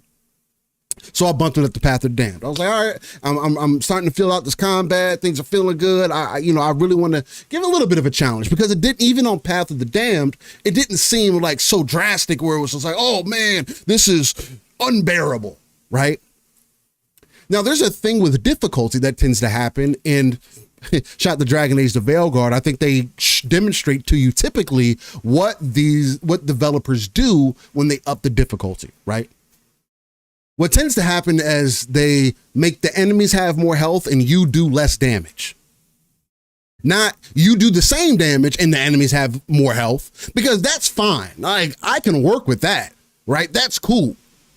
What I don't appreciate as part of difficulty goes is when you are, what is the best way for me to put it? You are doing things in such a way where you're inflating the difficulty. It's really not that hard, or this doesn't make it as difficult, but because we've also scaled you back, because we want the difficulty to be, hey, you do less damage, they do more damage, and they take more damage. I don't like the idea of that. I think difficulty should be more built into the AI, which on Path of the Damned, I did find the AI being a little bit more visceral in ways, because yes, they would flank me. Yes, they would get around me. Yes, that they would back up to their healers. If they come running all the way up to me, right? And I try to pull them away from their healer as an example, after taking X amount of damage, either one or two things would happen. Either the healer would run out and heal everybody, or they would run back to the healer. I like that kind of thing. Okay, that makes sense. I can make sense of that. For me, though, and this is speaking to me doing less difficulty all of a sudden, and again, I get the enemies on different tiers and you got to have a certain level of equipment. I played for 20 hours at least, 19 hours at least. In the first area, I fought tier 3 enemies and had no problem. Did I have some difficulty? Yes. Were they about a bit spongy? Yes. Were they doing hella damage to me? Yes. It seemed like no matter what armor I put on, and I had the legendary armor on. Was it maxed up to the best level? No, because I'm still in the first area. But I don't think difficulty, because in this game, it doesn't pose it in such a way to where, oh, you need to be geared to play this difficulty. That is not how this game is set up. There are other games who say that. Give you a good example, Remnant. Remnant will deadass tell you, if you try to play on the hardest difficulty, not that it's impossible, but it would tell you, hey, if you are not geared, you will not be able to survive this difficulty, or you will have a very tough time. And you can tell in Remnant that the difficulty is set up that way. I do think that the Remnant is a good example of good difficulty. Because when you ramp up, you can tell the difference of you wearing endgame gear in the next difficulty and you wearing regular gear. Avowed just has a baseline difficulty. And the difficulty is applied in a way that is meant for health and the amount of damage things are taking. I can tell in Avowed, for an example, if my damage was at 100% on normal, they probably downed it to -50. Maybe even more. And I get, still, well, you're playing on the hardest difficulty. This is what you should expect. This is what's the kind of thing that's going to end up happening. It is your fault. You chose to play on the hardest difficulty. Nobody told you to play that way. And why aren't you having fun? Well, when I get to the second area, right, again, I fought some of the difficult enemies. I fought enemies that were spongy. I've had to dance around rooms with enemies, right? And that experience has been fun, getting into the flow state. They run it up on you, trying to hit you. You parry them, get them out the way. I back up, hit you with a spell. I got this new grimoire now that I can call down a frozen storm, and you get hit with all these icicles. Then I can back up some more, and I got a fireball that explodes in an area of effect and can catch everybody on fire. Not only that, but then I have another spell that I throw at you that throws a lightning ball, and then it bounces to different enemies, or it will just bounce repetitively off to you and the wall. And then I put a shield on myself, and then hit you with this fucking my void energy shit, and then swap over to my great sword and do a heavy attack on you, and then hit you with a counter attack, parry, dodge to the side, and compete and recycle what I just did to you. While then I call my buddy in, have him hit you with the gap from a distance. You're stunned. I come in with another heavy attack. Then I call my other guy, Marius or whatever. He comes in with the bow. He vine traps you. That stuff was feeling good. And the difficulty felt all right. I was still having problems like the enemy magnetism. I will always speak to this. At a certain distance, it becomes extremely unreasonable. Like, I get it is a game. I get that you don't want me to be able to just get away from the enemies all the time. I get it. I hear you. But when I dodge and I feel like I'm at a good distance, why is this enemy teleporting to me almost across the map? Especially the boss enemies. The boss enemies are the fucking worst. Now, again, can you adapt to it? Yes. Can you dodge it? Yes. There were moments, though, where I was dodging attacks and still getting hit by the attack. I checked it out in first and third person just to make sure that I wasn't tripping. There were times, like the ogre boss, where he'd do that area of effect attack, or one of his area of effect attacks leaves a red area on the floor, where I am out of the red area and I still die by it. I looked at it in first and third person. I don't care for fuck what difficulty you're playing on. It doesn't feel good. That doesn't make me feel good. As somebody who is putting in the effort to go through these fights, I'm obviously fighting some of these enemies way earlier than I expect. Or maybe that I should. But it's okay because I feel like it's possible. I am the difficulty game dude. I don't mind playing a Souls game. I don't mind playing a certain way. Guys, you're watching 3 hours of me getting my ass bust by Arkveld because I was putting limitations on myself that most people probably aren't going to do. But this is the type of gamer that I am. This is the type of fun that I like to have. Monster Hunter doesn't piss me off because I understand what it takes and why and the limitations and all these other things. In a game like Avowed, where things feel inflated for no reason, it can be a turnoff. Doesn't matter what tier the enemies are. I'm upgrading my weapons, and of course, you notice a huge difference when you upgrade your weapons. I suggest anybody, but there was moments and times where I was traversing the world for 4-6 hours of the time where I didn't return to camp to upgrade my weapons. I was just exploring. And the game does fucking phenomenal making you feel that way, that you can go this direction, that direction, go up here, go down here. Oh, you hear a shimmering? Oh, that's, you know, you want to chase that shimmering. It does that fantastically. It is addicting how good it feels to find a treasure chest, to find this little backpack, to find this item over here, to get a new weapon. I defeated this one lady. It was in an area that I wasn't supposed to. I got a lightning pistol that feels phenomenal. I'm using a lightning pistol and a grimoire at the same time. I feel like a magical phenom. You know what I'm saying? I know Pong was speaking to a little bit how he likes to play into the fantasy elements. You know, I am able to swap it to my offhand, which I was using dual blade kind of effect, and that felt really good with the stamina system and everything, being able to get all the swipes in, all the damage you could do. That felt good as well, first or third person. But I was a dude, grimoire and the pistol and the lightning pistol in the right hand with the great sword swap, especially when I found my new great sword.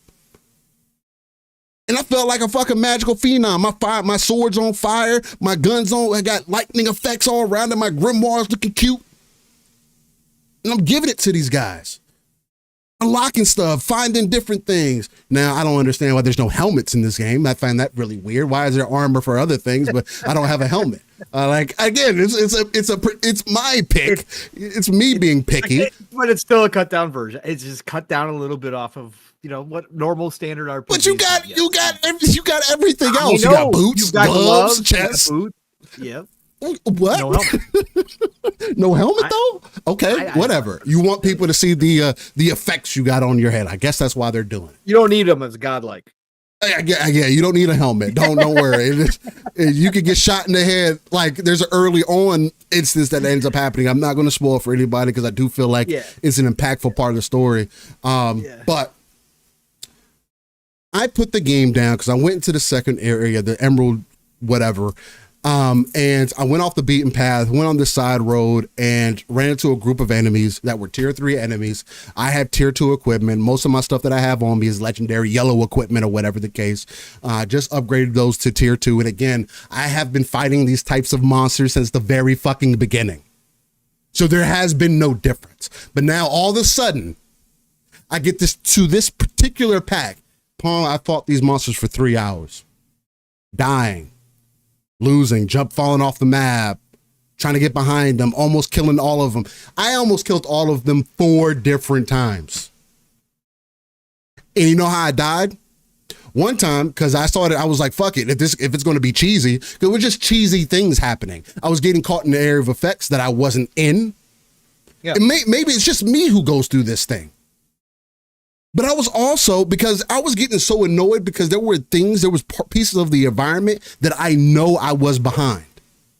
And Johnny, I upgraded my gear, dog. Like that wasn't the problem. Again, I want to reiterate, I had fought tier 3 monsters in the first area. And was it a challenge? Yes. Did I defeat them? Yes. It was not unreasonable. I didn't spend hours fighting those enemies, maybe 20 minutes at max, fighting these different groups and sets. Maybe I die once or twice, not 15 times to not even a boss, Fair. 20 times to not even a boss. Yeah.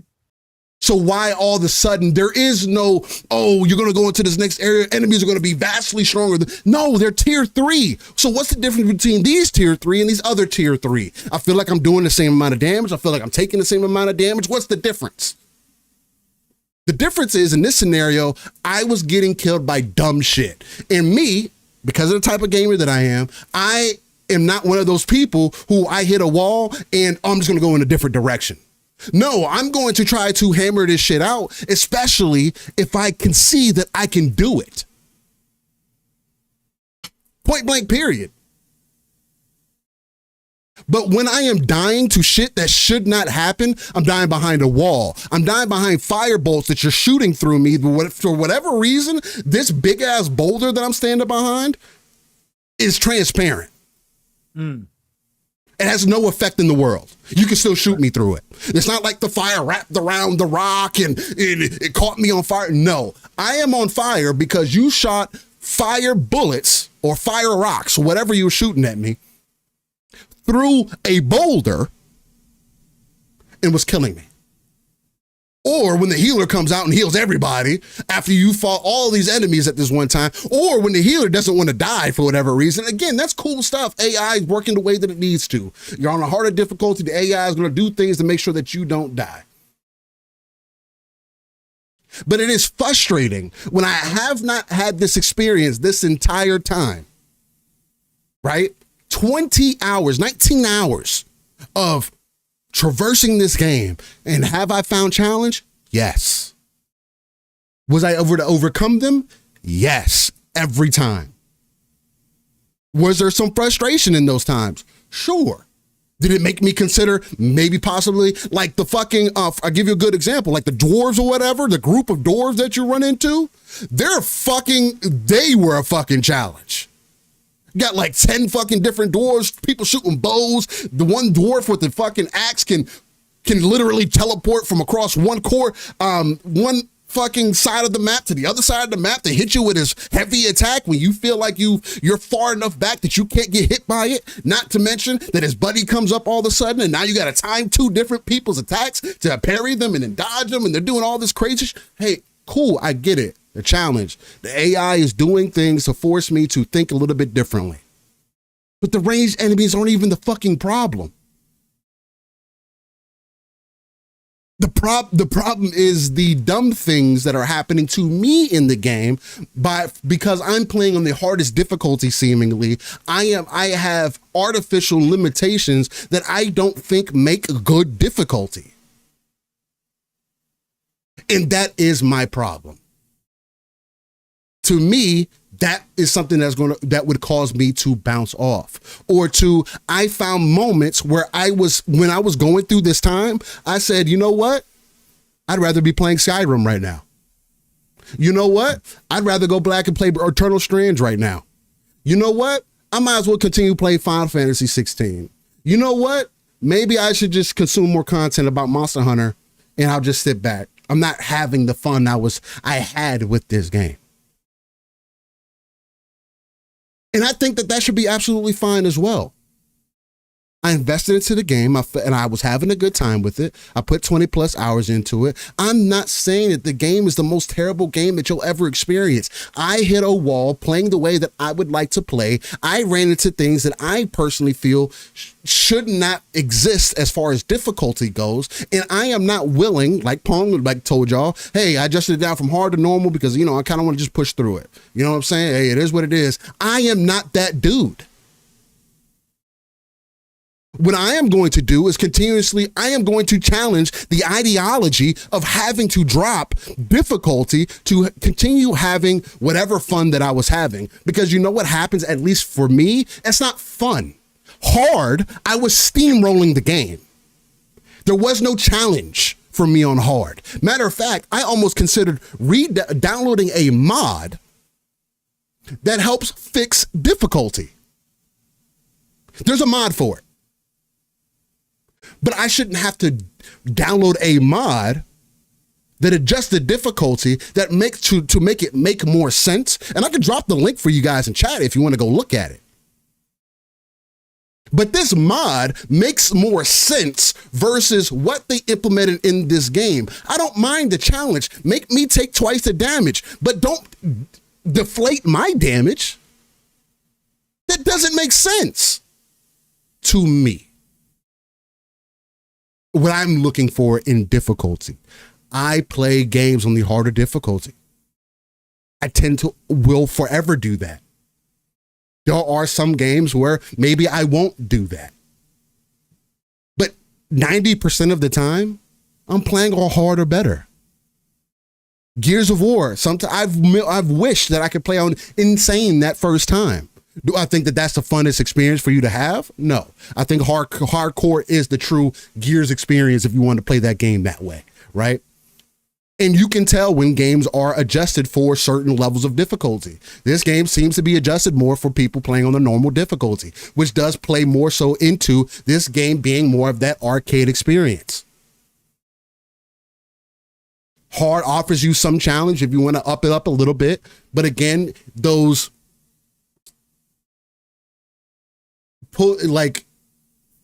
I can't think of the fucking specific term for it. There's a specific term that I want to use that's like literally right there on my tongue, and I can't fucking say it. But deflating my numbers or the way that difficulty is approached in games, to me, is something that I'm always going to continue to speak out about as well, because there's other ways that you could implement higher difficulties and it makes sense. And I shouldn't have to limit my experience because this is an option that is available in your game. If it does not feel fun to me anymore, then that's what it comes down to. And for me, I bounced off because I was not having fun anymore. Could I have went a different direction and had fun going a different direction? Sure. Should I have to do that though? When that has not been my experience this entire time? No. That tells me, at least, that in this particular instance, the game set me up and made me feel like things were somewhat reasonable. And then you get to something that feels unreasonable and it is hard to understand why it is designed that way. It's a fun thing for me. And I can also admit, hey, maybe it's because I do have an option of other things to play. That is a negative on today's society for us as gamers or us in the hobby. You don't have to just sit with one game and that be the game that you play until forever until you beat it. Monster Hunter is literally around the corner, and I would be lying if I was telling y'all that I would not be more willing to watch Monster Hunter content or try to find more ways that I can prep for me streaming than doing these Monster Hunter streams and stuff like that, than me playing Avowed. I enjoy the experience that I got out of it. Does it hit like Starfield to me? No. Does it hit like Mass Effect did for me? No. Does it hit like even the game that I mentioned earlier, Eternal Strands for me, does for me? No. Not for me. And actually, I would like to jump out on the ledge and put out there, if people are liking Avowed, it's hard for me to understand how you wouldn't like Dragon Age: The Veilguard. I'll jump out on that ledge and say that. Oh yeah. You I'll jump out on that ledge and say that. That the writing alone is no. We're talking about miles better. I don't even think it's miles better. Oh, it's miles better. Again, I don't know what you were listening to in Dragon Age Veilguard. It was terrible from the jump. The characters were terrible from the jump. Terrible. Awful written. I'm sorry, brother. I'll see it. It's I'll see it. And I don't even like Kai in this, right? I don't like the companions. I don't like either companion. I don't like the companions I've met so far. I got to meet the other ones. I have a feeling. The fact that I can't leave the companions and just rock out alone is. I think that's another mistake. I think I should have been able to go out alone. Outer Worlds allows you to go out alone. And I actually like some of the Outer Worlds companions. I think they're really well done. But so far, Kai doesn't do anything. Just because he's Garrus in Mass Effect, great voice actor. Don't have a problem with the acting. Oh, but that's the add-on. I need to add on. Again, the cool factor here is not at a high level. But anyways, Dragon Age Veilguard had massive problems. Massive. But yeah, but again, that's me. I think the combat in this is worlds better than what was in Dragon Age Veilguard. So. And again, that's me jumping on the ledge. You agree to disagree or feel it.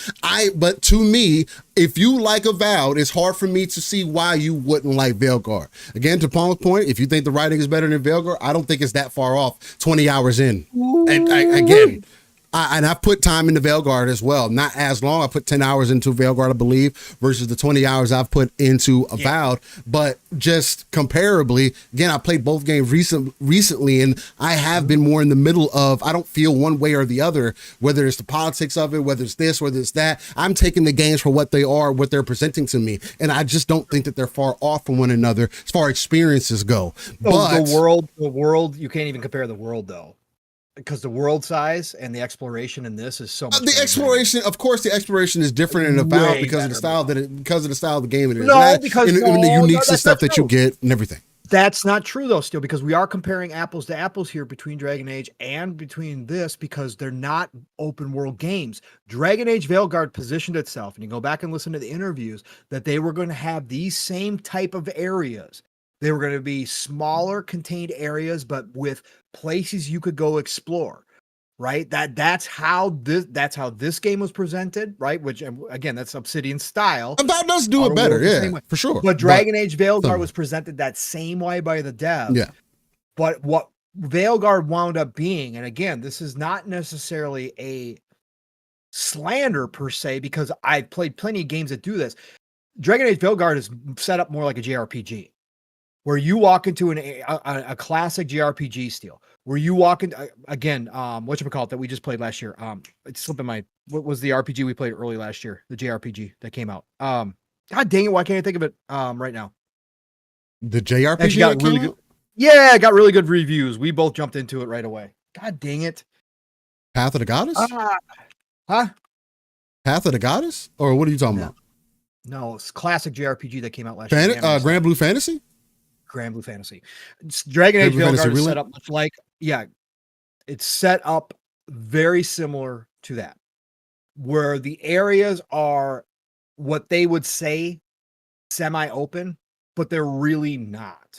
Dragon Age Veilguard was set up so that you would walk into an area, right? And certainly there's areas to go explore. There's little cubby holes here and there. That's what you get in JRPGs. You might have a path that breaks off here where you know you're going to go down the end of the path and you're probably going to find a chest. That's the way Veilguard felt to me. There was a lot more detail, especially like, in the cities areas and that kind of stuff. There's a lot more detail and stuff that makes it feel like there's more there. But technically speaking, there really wasn't any semi-openness. It was pretty much predetermined what you would go do, and it didn't take a whole lot of exploring in Veilguard to find everything in that area. Whereas in this game, oh dear God, you can miss everything. I mean, you could miss a ton of shit off to the side. You could never find it. I told the story on PM and the PM. I thought I was done in one of the early areas. There's, I thought there's always more to find. My map was but colored. And again, I love when maps do that, by the way. Shout out to Obsidian for doing it. I love when a map is plain and then it colors in as you fill in, because it helps so much with exploration. But anyways, I thought I was done with the area, and I literally just took a different turn that I obviously hadn't turned or hadn't seen.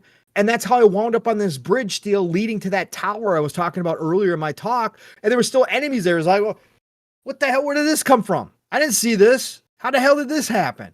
And that's the only way I found that, is just completely by accident. Now, I probably would have backtracked and found it eventually, because I do that in these games. I backtrack and make sure. But it's still one of those areas. Whereas Veilguard, there was no chance I was going to miss anything in Veilguard. There wasn't a single chance I would miss anything if I was honestly trying to explore the area. It was all front and center and easy to find at the end of the day. Whereas this, it's an adventure. It's an adventure. So I will say that that's different here too. But anyways, I didn't mean to get on a Veilguard.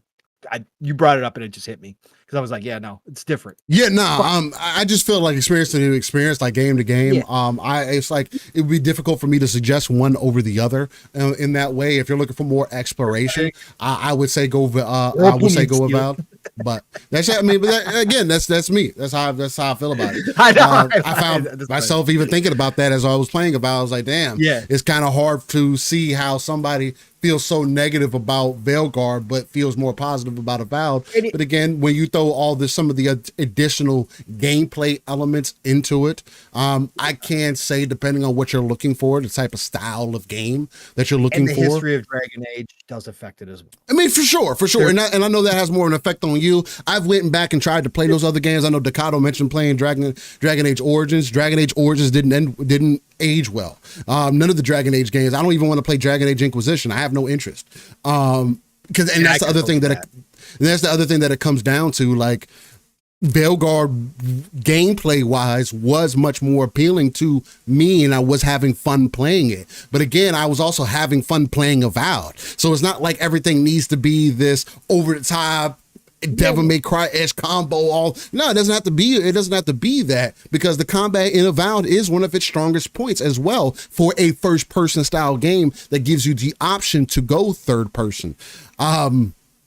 And that is another thing that did turn me off as well, Pong. You were speaking about the companions and everything. The companions are an extreme turnoff to me. I don't care about Marius. I don't care about Kai being Garrus. That has no effect. Matter of fact, he has nowhere close to even the same effect that Garrus does for Mass Effect. Like, to even make the comparison outside of them being the same voice, it's not even remotely close, bro. The way that you meet Garrus and the way that he engages with you after that point in the conversation, it's not even close. Outside of them being the same voice actor, I don't have that same feel. This other blue dude in Avowed, he can go somewhere. I dead ass wish, and I give this a knock as a negative to the game, that I would prefer to be able to leave my party at camp. I don't want you traveling with me, bro. I don't need any part of I don't need you to be part of this journey. Marius is the same way. They're not appealing characters to me. They're not cool. They're not interesting. They're not adding on. I don't want to know more about Kai. No, you're just a dude you're helping me in these circumstances. I appreciate that, dog. And you're not helping. Matter of fact, let me tell you guys this. The AI in this game is some of the fucking worst AI. Well, it's companion AI. I only say that, I'm only saying that, Pong, because I had to download a mod to fix the companions. Well, do your companions and they still go down a lot. But do they disappear on you? Because and again, you're playing. They go down a lot. Difficulty. Okay, well, I don't have that problem. I don't know about disappearing. Kai disappears on me. Like, he's not around fighting anybody. I can still hear him talking, but he's nowhere to be found. Unless I use his special, and then he teleports in and uses his special. And that's when they're useful. When you force them to do something. Yes. When you have the special, yeah, they're useful. It's still weird how it happens. Like, what? Okay, all right, whatever. But yeah, he's been disappearing for me, where I've been battling all the enemies. Like, they've all been aggroed on me. Like, and I'm like, where is Kai? I can hear him talking, but he's not doing shit. And then I finally use a special. The cooldown wears out, and then he comes back, and then it's fine. But then he'll disappear again sometimes. I'm like, what are you doing, weird. Bro? Yeah, it is weird. I was having an issue with the companions to the point because if I would have left the companions alone without the mod, the companions would be down most of my battles. That is dumb. Yeah. That makes no sense. Like, what's the point of me having companions if I have to pick them up all the time? Oh, they're supposed to get aggro. Well, the aggro most of the time just comes back to me anyway. So what are they doing? Have they been useful in situations? Sure. You give them commands, they do stuns and stuff like that, but that doesn't make them useful companions. You have had other games where the companions have been useful. Again, I just got off of playing Dragon's Dogma. So it's hard for me, Dragon's Dogma 2 especially, it's hard for me to go into another game that even the companions in Starfield, even though fucking whatchamacallit would run into a wall sometimes, at least she was fucking useful in battle. And Crow, yes, you can give them commands, Crow. You can tell them, hey, use your move on this enemy. Yep. You can do that. Yeah. That's what we're talking You know what I'm saying? You can't tell them to drop back or anything like that, but you can make them use their abilities and stuff like that. You can combo it. No, it's not. It's nothing like Mass Effect, but you can combo their abilities with your abilities and make things, make things come together. And when I say combo, it's not like you get an additional effect from you comboing your abilities together or whatever. It's just like you could take advantage of them being stunned as an example. But yeah, I have no interest in the companions. The companions are a big part of this game. That is a turnoff for me. I like my companions to be someone interesting. I just met the little foxy girl chick yesterday. I have no interest in her either. I don't care. I don't want you in my party. I don't like talking to you like that. You're not interesting to me. Yeah. There's some of that. There's a lot to that. And that is a negative knock. If I'm the central character that is keeping this entire experience together, and now I'm experiencing things with difficulty, I'm experiencing not being interested in here, not being interested in this, not enjoying my time here, it becomes a lot. You know what I mean? That become negative factors for me in my experience and what I was going through, because the mod that I downloaded for the companions only gave them 50% more health and was supposed to make them a little bit more active, and it doesn't do that either. They still go down. Majority of the fights, they still go down. So there's something that has to be adjusted there. And Johnny, it sounds like you don't like RPGs, to be honest. I mean, hey, if that's the way that you take it, then hey, it is what it is. I don't need to convince you of what I like, but I have played RPGs that I've liked. I mean, I don't like The Witcher 3 either. So maybe that plays into what you're speaking to. I had a good time with Skyrim after I downloaded 2K mods. You know what I'm saying? Like, because I tried to play the OG experience and I couldn't get into it. So I don't think it's necessarily that I don't like RPGs. There are particular things that I do look for that it's just not black and white. It's not black and white. This is what we get into these days, right? It's gray. And that's why when I was talking, I was trying to, show you guys the different balances of what I was going through emotionally while I was playing the game, and, and things I was finding that were good and very good. And sometimes in the exploration, great.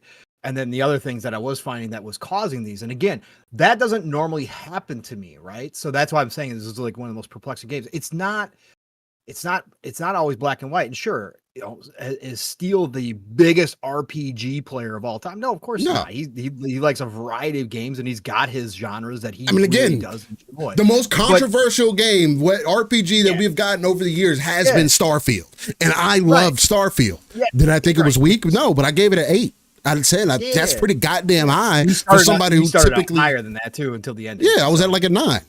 Yeah, on Starfield.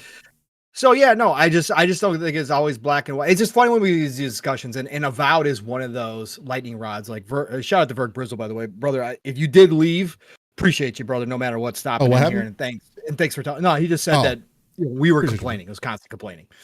Oh, okay. Hey, it is what it is. I'm just no. Paul said a bunch of good stuff. Berg said still good content, right? So okay. Yeah, again, Berg's just stepping away because he didn't want to hear it. That's totally good. Cool, much love. Right? Appreciate that. All love, and I appreciate That's that, fine. right? There's just some days you don't want to hear any of it. I just think that Avowed is funny because it is Obsidian, because it is Xbox first party now.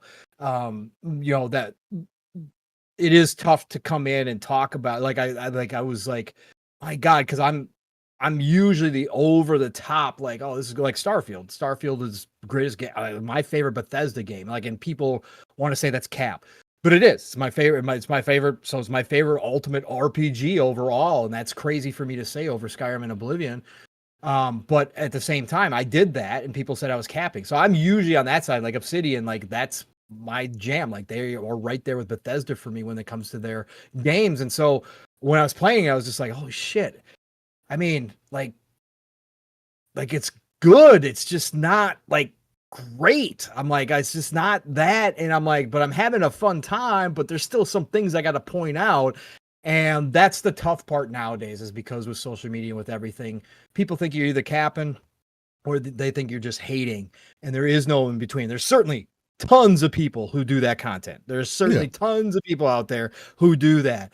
But again, with Steel and I, there's a whole lot of gray in here, and that's it isn't just black or white. And like I said, at no time did I say, oh, this game isn't what I wanted it to be, so I hate it. Like, no, that's not how I'm playing this game. I'm gonna continue to play this game. Like, it is absolutely up my alley. In a lot of ways. There's just some things, as somebody who's played a lot of RPGs throughout his entire life, who loves RPGs, who has played Obsidian RPGs, that I just saw it. I was just like, yeah, no, this isn't the normal way. Like, but I understand, again, to me, that they were trying to go for a much more casual RPG, like you said, Steel, more arcadey RPG, that they were trying something different with an established IP that not a lot of people, it's not a big famous RPG. It is kind of a little bit on PC, because obviously CRPGs are much bigger on PC. So it has a little bit more popularity there, but they're trying to do something new and explore the world in a new way, a more classic Western RPG style now, first person and third person. And so I applaud Obsidian for doing that. There is just some dumbing down of this game as far as an RPG goes. And that's okay that they wanted to do that. It just, to me, I'm just like, there's some things that I notice. Like, I can't ignore them and say everything's fine and dandy. This is like the greatest thing ever. It's not. To me, again, that's just personal opinion. I don't know why I have to keep saying that, but I do. But I just thought it was an interesting conversation to have this week, because there are some people who are really loving it. There's some people who hate it, and there's some of us who are in between those two. And Avowed's still a good game to me, though, Steel, for sure. Yeah, I think it's still a solid game. If people want to jump into it, it's definitely worth, trying out at bare minimum. I don't think 20 hours is anything to sneeze at per se. And I do think that it gives you plenty of time to at least make a conscious decision. But again, for sure. I feel like I've explained all those things pretty well. As far as, my ups, my downs, I don't think that I'm like extremely negative on the game. But I do want to talk about it across the board, right? How I was feeling moment to moment. Yeah, how your perspective. What you got out of it is what you got out of it, or what you didn't get out of it is what you didn't get out of it. And that's part of the conversations that we're going to have here. Like, you're going to hear a ton of positivity all the time, but you're going to hear other times where it's just like whatever. And especially Steel's pickier than I am when it comes to gaming. We both know exactly what we like, right? I won't play Souls games and try to fake it. I just won't. Like, I played Elden Ring because it was different. It was open world and I had my fun. But then when my fun was over, that was it. Like, I put it down, like Steel just did with Avowed. But Steel is pickier in some ways than I am. But at the same time, we both know who we are as gamers. And so we're going to come here and tell you, it's not going to be like, oh, well, we're not going to talk about Avowed because we didn't think it was the greatest thing of all time. Yeah, that's dumb. We're going to have that conversation, man. We're going to have the conversation about what we're feeling, and it's going to continue for me because I'm going to keep playing it. So again, all my opinions are subject to change, just initial first impressions today. And again, it was a lot of impressions because there was a lot to take in over my first 14 hours so far. A lot. So so that's where we're at, man. Yeah, I don't think that's bad at all. Well, I'm gonna get some things set up on here on my end. It looks like we're gonna be giving away a code for Monster Hunter Wilds live on the Xbox side of things. So shout out to that. That's gonna be exciting. Let me think about how do I want to end up doing this, man. Am I gonna put everybody just in a spin in a little wheel? And get y'all rocking and rolling like that, I might. I think that's how I'll probably end up doing it. I'll probably get some people to say, throw like a message or something in chat here in a second, and then we'll get you all loaded up into a wheel, and we'll just do a random spin, and then kind of go from there. But the code will be for Xbox, so keep that in mind. You know what? Matter of fact, I'll do the word that I'll say. The word that I'll use is Xbox. So if you don't have an Xbox and you win, you're going to get an Xbox code. If you don't want an Xbox code, then there's nothing I can do about that because we voted. This is something we're doing live, raw, and uncut right here. So yeah, throw the term Xbox in chat for me here in a moment. Not really, not yet, Johnny, but throw it in there in a moment. But yeah, let's get chat shouted out real quick, Pong. If you want to tell the beautiful people that how much we greatly appreciate them for being here. Yeah, absolutely. Again, thank you all for being here. We love you guys on Saturday morning. We love what you bring, listening to our nonsense every Saturday, and joining in on the chat as well. So let's get everybody shouted out. We got the one and only Joe Dunmore. Joe Dunmore's here. What's going on, Joe? Great to see you. We got the Fahim Scott in the house. What's going on, Fahim? Great to see you. We got the Delroy. What's going on, Delroy? We got Johnny Ravioli in the house. What's going on, Johnny? Thank you for being a part of the show. We got the one and only Dakato in the house. He says Avowed did a great job of making Aora's Living Lands a character. Yes, so far I do agree with that sentiment as well, Dakato. The environments are fantastic for the most part. Again, they've been really good and well done. We got the Marty McFly. What's going on? Marty McFly says, great convo, gentlemen. Enjoy listening. Thank you so much, Marty. Appreciate that so much. We got the Lydian Mister. What's going on, Lydian? Great to see you in here, brother, as always. We got the Tim, the Sorcerer. What's going on, Tim? He says, for what it's worth, for me, Avowed has been absolutely bug-free. That counts for something. Yes, for the most part, performance has been great. I've seen other people not and having issues. Obviously, believe them. Oh no, it's Alex said he's getting a ton of stuttering on his PC. And he runs a AMD build as well, just like I do. I haven't seen it, but again, I don't always notice that shit because I'm not the tech dude and I don't break shit down like that. But obviously, some people have been having problems. I will say this: I did not mention this, Steel, when I was in the temple. And I don't know if this is because I entered illegally through the back door that I don't think was necessarily planned by Obsidian to be possible. But when I did, I was almost done. I had done the mission in there, the side mission in there, had done all of that, had cleared out the rest of the enemies. I was actually backtracking the backwards way to clear out what I missed since I didn't go in the front door like I'm supposed to. Right. I did wind up dying at one of the mini bosses in there. And when it reloaded me from an autosave, it actually reloaded me back to a section where I was in a cavern with some doors that I had to go through that I had initially unlocked as I was going backwards.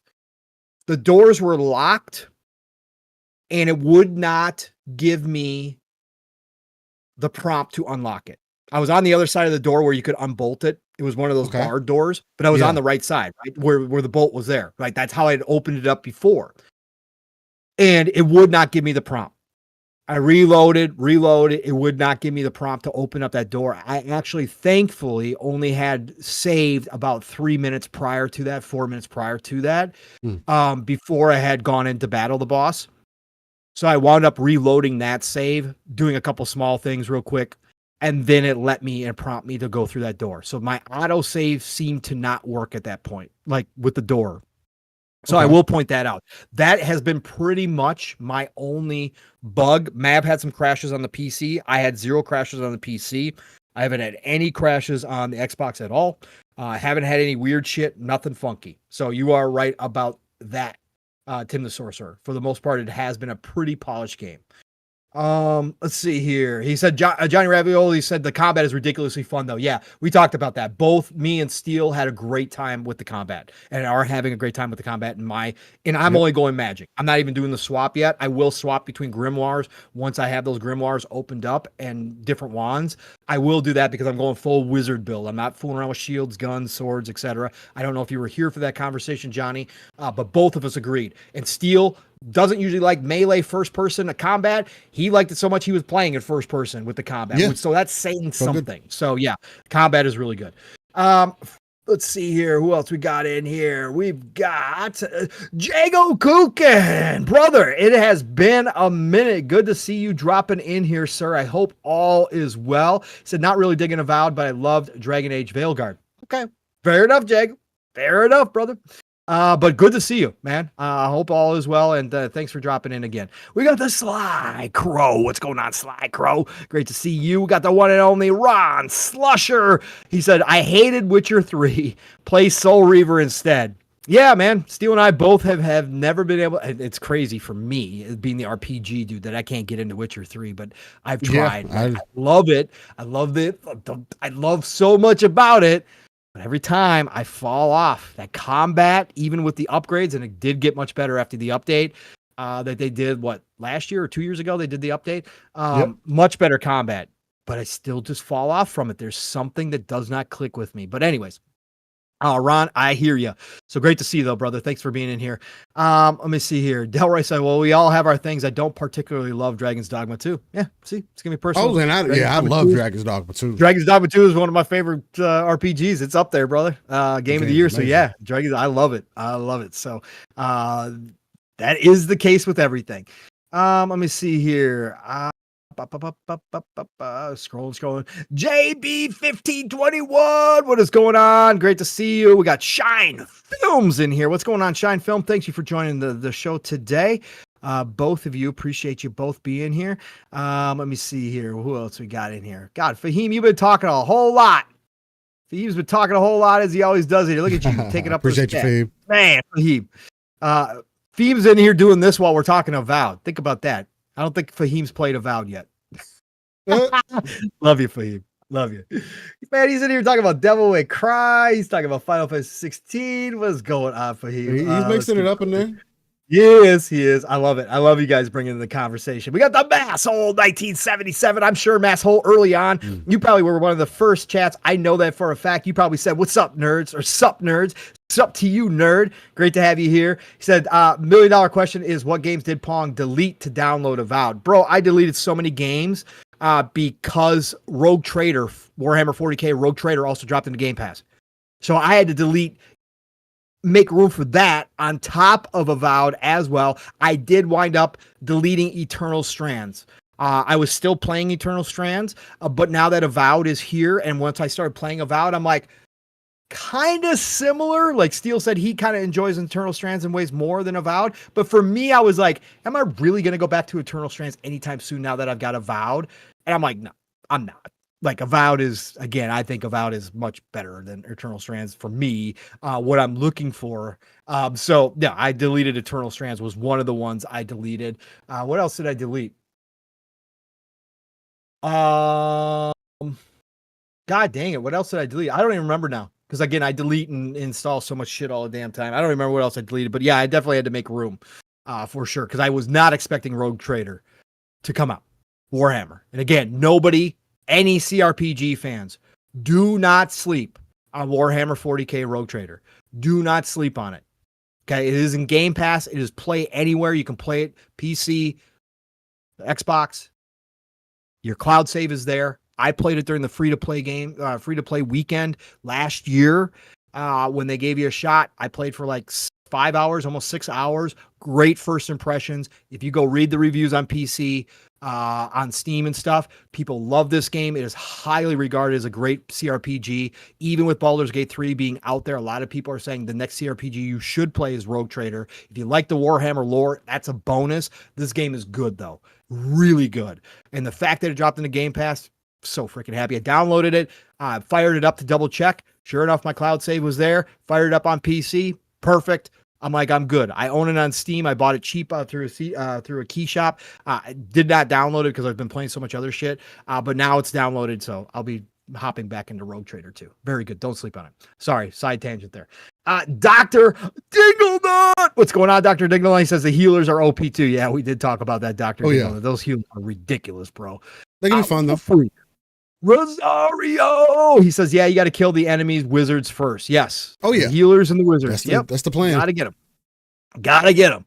Who else we got in here? Going. Let's see how far back I got. Of course, is in the house. What's going on? Oh, it's always great to see you. He said, I think they intended this combat to almost play like a turn-based combat, but in real-time perspective, it just feels off a little. Yeah, I would say it feels like people have been hinting to that it feels like it was made for co-op. I can see that. And I would say that they definitely took the combat from Grounded, like Fuzzy Tomato and some. PM. Yeah, I can see that. I think they definitely did. I definitely think they did. From what I've seen from Grounded, yeah, I can see. But I definitely think they wanted to go the action route. Again, there's ways to do what you're talking about, Oates, and it's been done. Dragon Age Veilguard, one of them, where you can pause. Again, you can pause in this. You can do that in here too, yeah. You can do shit like that, but it's not to the same degree level of control. And like Mass Effect is one of the best ways to do it. Personally, for me, I loved how Mass Effect allowed you to control the companions in battle. I think that was really good. If you're not going to do turn-based, I appreciate that. But Oates, good comment. I think, yes, like Steele said, I could see how it was going to be co-op. Yeah, for sure. Yeah. Because that was the rumor thing about that the game started off as a co-op game. Oh, it's confirmed. We talked about that before. Carrie confirmed it. When she took over, they had just removed the multiplayer. So, definitely wanted to start that way. Nom! Omar! What's going on, Nom? Great to see you in here, brother. Thank you. MG, of course, is in the house. Thank you, MG, for being here. As always, scrolling. Legendary Yobi in the house. What's going on, Yobi? Legendary? Thank you, brother. You are a legend, sir. Appreciate you being in here. Who else we got in here? Yeah, the Nixie, of course, is in the house. What's going on, Nixie? He's been a little bit quiet today, but appreciate you showing up, brother. Thank you, Nixie, as always. We got the brother from another Psychonauts, of course, on the front lines at GameStop, still hanging out, joining us this morning. He is loving Avowed. He is in that class of gamer who absolutely loves Avowed. He's put a ton of time into it. Character's looking good, by the way, too, Psycho, in the DMs. Hey. We got the one and only Dead Phoenix. What's going on, Dead Phoenix? Thank you for being in here. Appreciate you for joining the show today. Ozzy Fan 80. What is going on, Ozzy Fan? Appreciate you so much. I think that's as far back as I can go. Yes, that is far back I can go. Oh my God, Nixie goes. Nixie, I decided you're like the last comment I could see. Nixie, and he says, "Oh my God, I wasn't ready for this on a Saturday morning." Pong with the Jedi slander. Sir, if you as an adult do not understand what I meant by the Jedi slander, bro, come on. We all know the Jedi weren't squeaky clean in any way, shape, or form. Again, it goes full circle. You can be so good and think you're on the right of justice so much that you do, in fact, become evil in a lot of ways. Right? Oh, yeah. So, yes. Yeah. You may not be overtly, but you wind up making decisions that are ultimately evil. And the Jedi definitely had plenty of that going on. But anyways, it's a great conversation. It's a great conversation. I love Star Wars. That's why I love Star Wars lore. That's why I love the old lore that they destroyed, that Disney destroyed, because that was talked about in some of the books. I never read a ton of the old books, but I did read enough of them. But the old way, like, again, there's just so much coolness to it when you start diving deep, especially, like I said, as an adult, and you start understanding the differences and the similarities between the Jedi and the Sith. And you start looking at things and you can start to see how both sides had their wickedness, but they ultimately both were trying to do some goodness too, just went about it in completely different. Like, it's crazy when you get into it. Then when you start getting that, they explain it too. Mm-hmm. Yeah, and Star Wars, again, the stuff that they absolutely wiped off the face of the planet that they never should have, that Kathleen Kennedy didn't want to deal with because she's an evil person. That's what's been lost, but it was awesome. And I love those discussions now as an adult when we look at fantasy worlds that dive that deep into myth and politics and all that kind of stuff, religion, like Star Wars had all of it. It's really cool to see how you can talk about each side. So interesting times, man. Interesting times. Yeah, 100%. Ladies and gentlemen, I did drop in chat a couple times there. If you are interested in winning a copy of Monster Hunter for Xbox, just type hashtag Xbox in the chat right now. That's for everybody who's on the audio side. Maybe drop into your phone real quick, hit hashtag Xbox if you want to enter in this competition. I am going to be sending you this to you directly through your gamer tag. So that is going to be part of the process as well, either that or on Twitter. I have to have a way to access you. So keep that in mind. If I do not have a way to directly access you, this has to happen within 24 hours. Honestly, I would like for it to happen kind of quicker than that, probably pretty instantly, because what I'll do is as soon as I select a winner, then I'll go ahead and get everything situated. Now, there's a special circumstance. For whatever reason, I can't get a copy just for Monster Hunter Wilds, right? Again, I don't have any connections to Capcom or anything like that to just get a code in before the game comes out. So what I'm going to do is give you gift card for the amount for Monster Hunter Wilds. Now, I am telling you that this is for Monster Hunter Wilds. If I give you this gift card and you use it for something else, you're a grown-ass person. You do what you want to do with the ducats, right? But with that taken into consideration, I am going to be giving away the code because we did vote for Xbox regardless between the platforms, because I don't think PlayStation allows me to get points either. Matter of fact, let me check real quick. It looks like PlayStation will allow me to get points, actually, looking like. I don't know how confident I feel about doing the points for PlayStation, but I can do that as well, it looks like. Yeah, just give the winner the choice, and if they know the risk, if you can't give the point, okay, because they're gonna let me do it. Let me make sure that I can do it for Steam as well. I like to use CD keys, ladies and gentlemen. So yeah. There's that. No, it looks like it's gonna be easiest for me to do it between Xbox and PlayStation. So Steam's completely off the table. It looks like I can do it for Xbox and PlayStation. What I can see here. Let me throw those in the cart real quick. Actually, Tim's asking global or US only. Let me see. Yeah, you better double check that because we do have the globalists in here. We got the New World Order that joins us in chat. Hold on. Trying to see if they offer worldwide codes. All right, it looks like for me, as far as codes go, they are not letting me do it worldwide. It is going to be limited to USA. From what it's showing here. Again, I'm doing it through CD keys. So something to keep in mind. It does not give me the option for worldwide codes, unfortunately. It only does it for USA. So that is going to be a limitation. Tim. Sorry, Tim. Hey, sorry about that, Tim. Sorry about that, Tim. But outside of that, USA code is going to be this side only. If you're looking to get a code, now I am opening it up for Xbox and PlayStation. Xbox and PlayStation. You're still going to do hashtag Xbox in chat if it's something that you're interested in, just because Xbox did win the poll, but I will leave it to whoever wins. But I do need to be able to to DM you or contact you directly immediately. I will send you our email, or if you have me on Twitter, DM me and I will get it to you. If you don't reply back, or if I can't get instant access to you, it is going to cause a little bit of a problem, but we'll see what we'll do with that. I can give 24 hours, but I would like to do this as quickly as possible just to make it efficient. So, Xbox and PlayStation, hit that hashtag Xbox in chat if you are interested. Audio listeners, you're not going to know what the fuck is going on. Sorry, guys. Maybe one day we'll start involving the audio listeners. Maybe we could do some week-long kind of giveaways and get the audio listeners involved as well. But maybe this is going to help for the people, come check us out live some Saturdays. There is going to be some additional giveaways that I may do for Monster Hunter as well. Those are going to be directly on Twitter and Blue Sky though. So just to keep that out there. And those are going to be more image based on Monster Hunter. So And then I want to do like a video on it, show people the different outfits that people did and everything, break it down to a top 10 and kind of go from there. So I think that the concept of that would be really cool.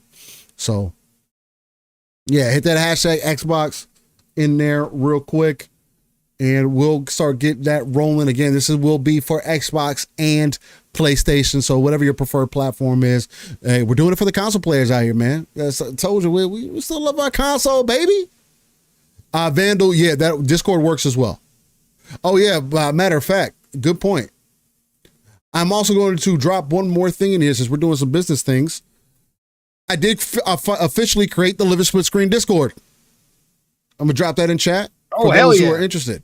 Live a Split Screen Discord so everybody who is interested, you can jump into our Discord. There are rules and regulations. Definitely check out the rules channel. I'm not playing about the rules. I will have to get some mods in there. Guess what?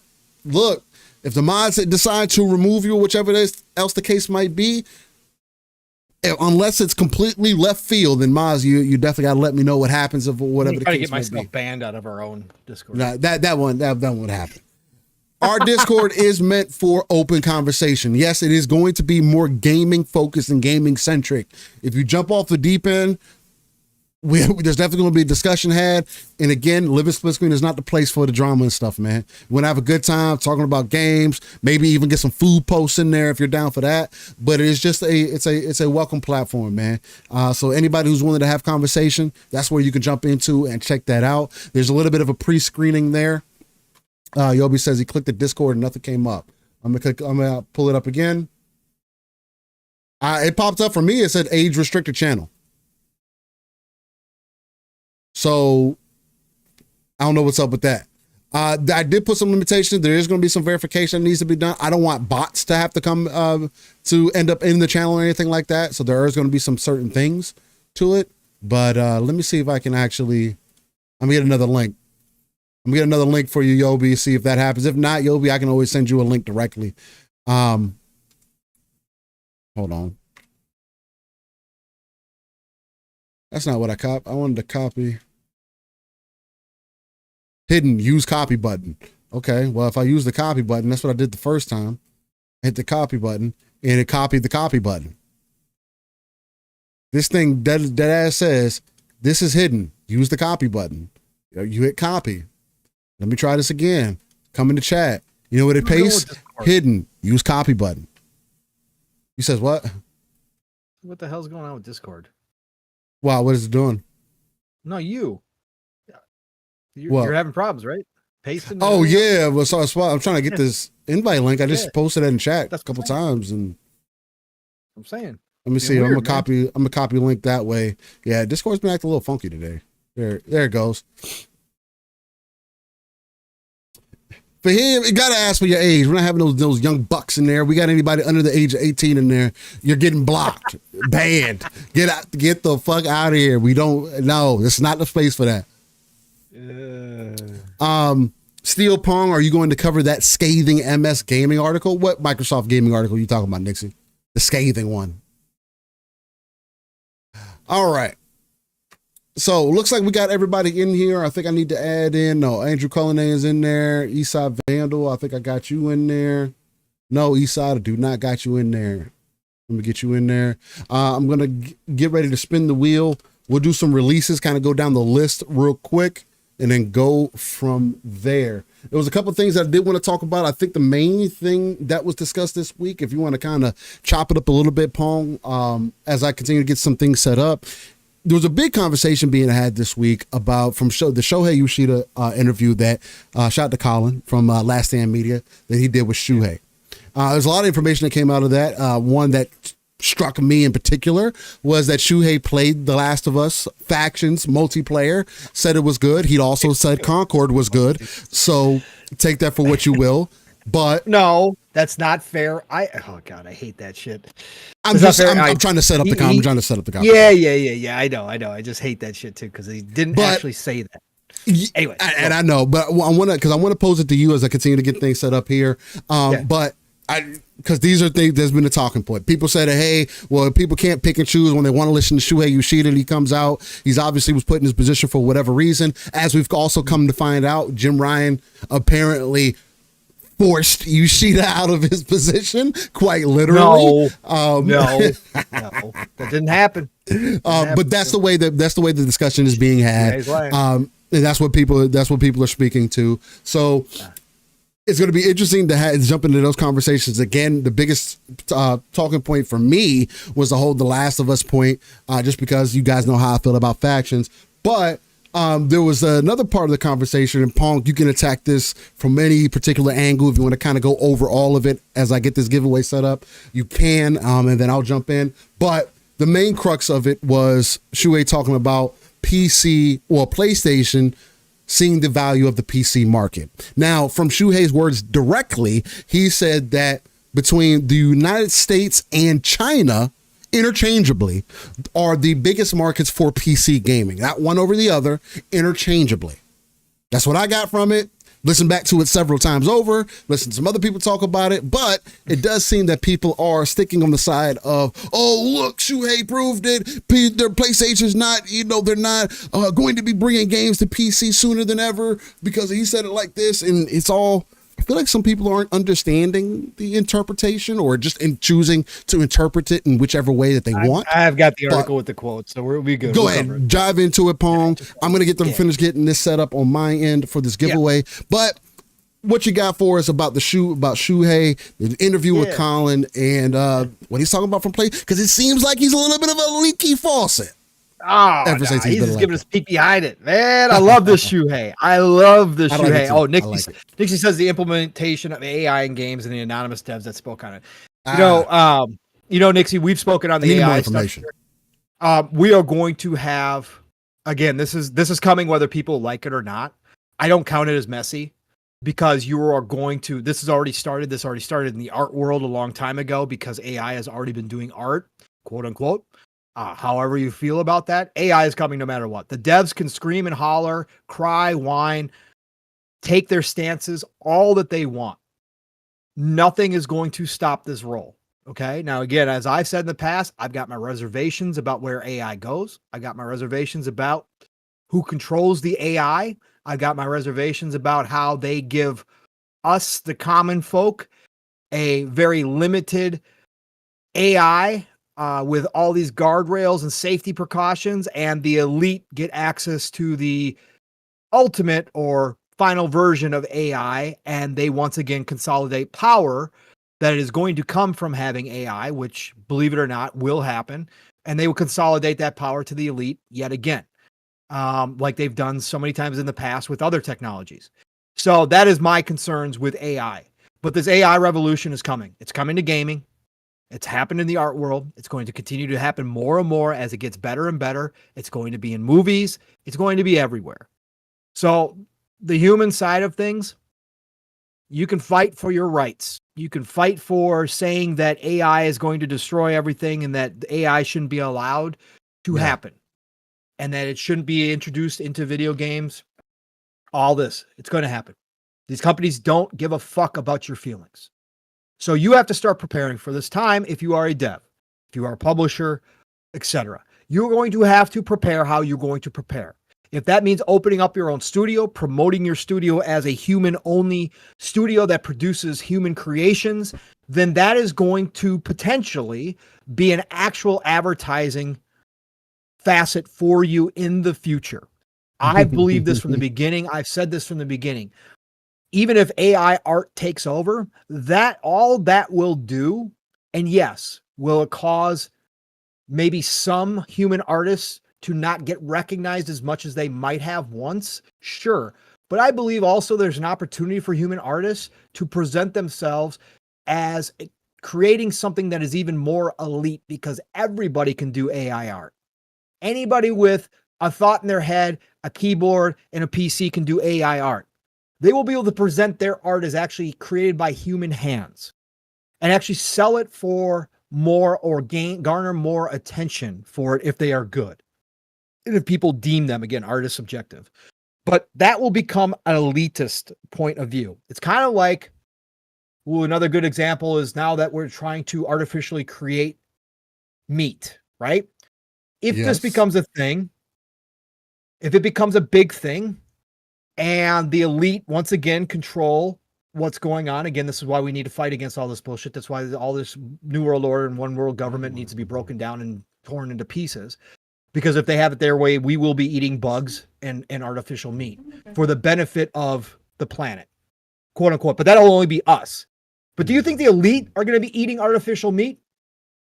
Just like now when they talk about the planet and they fly around in their personal jets and they don't give two fucks, even though they talk about the oceans flooding, and yet they buy $1 million mansions on beachfront property that would be underwater if what they're saying is true. Do you think that that would change? Do you think that they would eat bugs and eat synthetic meat? Of course not.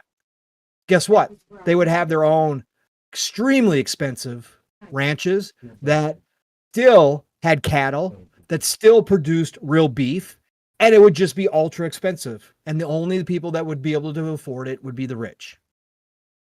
The same is going to happen with AI. And that's why I think there is an opportunity for people to accept the fact that their job might be in danger from AI, and that they might have to start thinking about the future where they create their own studio who is still creating human 100% from start to finish, not using AI, pure gaming by the human mind.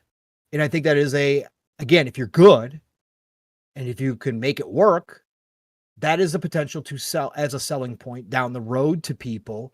And there's going to be a group of people who will continuously support you because they do hate the idea of AI. Now, AI itself could be extremely beneficial to this industry for a lot of reasons that we've talked about in the past.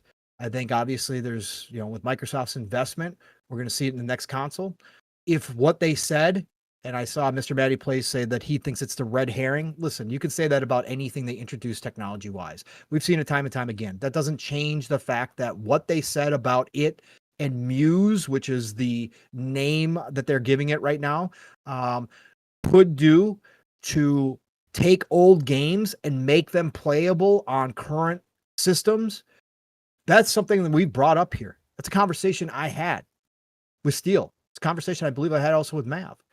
That would be fantastic. If they can take old Dreamcast games and make them playable on a Series X, XX, the next generation of Series X through Muse, without having to recreate that game because that coding is no longer available because that IP has been long lost, and they make that available just like they do with emulation in a lot of ways, but make it like almost like natively playable because AI figures out how to rewrite that game into current day code for the current systems.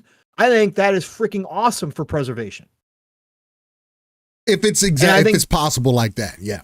100%. Right, and that's what they're talking about, and I'm taking them at face value. Again, do I think that ultimately they're going to use it for other things in game development? Of course, they freaking are. Is it going to cost people their jobs? Flush out worlds. Course it freaking is. It is. It's going to happen. But you're not going to stop it. You can unionize. You can have your contracts rewritten like is currently happening in Hollywood right now, where actors are taking control of the future because they have all these old deals that never protected them from AI eventually be able to recreate their voices and their images. Now that's a reality. They've got to think about that. You have to adapt. You have to adjust the technology. They're not putting Pandora back in the box. It's not happening. The genie does not go back in the bottle. Humankind is not going to stop making AI just because there is a whole lot of dangers or just because it's going to cost people jobs. They're not going to stop. They've never done it. Automation happened in car factories all over the place, all factories. They didn't stop that from happening. People had to adopt new livelihoods because certain jobs went out of business. Didn't stop us from giving away our manufacturing to other countries because it was going to cost Americans jobs because we found cheaper ways to produce the same products elsewhere in the world through basically slave labor where it's legal, like China. It didn't stop the companies from doing that, even though a lot of people said, this is probably not a great idea, everybody. It didn't stop them. So AI is coming. AI is coming. So I hear the people that want to scream and yell about this. Again, I have some major reservations about AI and where this is all going. And again, sci-fi. We'll see. sci-fi writers have been on the tip of this in a lot of ways, and a lot of what sci-fi writers predicted back in the 70s, 80s maybe didn't happen in the time frame they said it was going to happen, but we've seen some pretty similar things start to come around to fruition that were once just somebody's imagination of what it could be like in the future. Reality. So is that possible that we are creating our own self-destruction here? Absolutely. Is it possible that we have a group of human beings who believe in transhumanism that want to somehow convince the population that we need to transport our souls into a computer to live forever as gods? Yeah. Yeah, there's people who are going to be want to become one with the machines, mechanics. The machines that think they're going to live as an immortal forever. Yep. Yeah. Good luck. That's a human thing. I ain't doing it. You're not gonna get me to do it. I'll die naturally. Cyberpunk convinced me that I'm good. I'm good. I don't even want that as an example. I ain't living in no digital hell with a couple billion other people. Matrix. That ain't the way I'm going. I'm not. Yeah, that's not the way I'm doing it. But anyways, I just think that it is kind of a whole lot of bluster, and it is and it's their right to do it. I don't know why. Again, if you're going to take a stance, but you better you better take the risk. I did read, Nixie, the one dev who said that they had to remain anonymous because they still needed to work with Microsoft and still wanted to get Game Pass deals, and they were afraid they would be blacklisted if they came out against this. I think that if you are truly going to do this, then you need to take your stance now, but you need to be public with who you are, because it gives you more weight. Being anonymous doesn't do shit. We're over that point. If you're going to put yourself out there, and again, the internet did this, social media did this, allowing anonymous people to say all sorts of ridiculous things. I think when it comes down to taking a stance on something like this, like Hollywood, because we've seen people publicly do it, again, the writer's strike and the actor's strike and et cetera, you've got to put yourself out there. And you've got to take your stance now, because giving yourself a name and a face is going to give weight to the human value behind it. And you're going to gain more support by doing that, even if it does cost you up front, what you're currently trying to do. Even if you think that, it's time to start making those plans now, because with tech as we know it, this isn't 10 years away. This isn't 20 years away.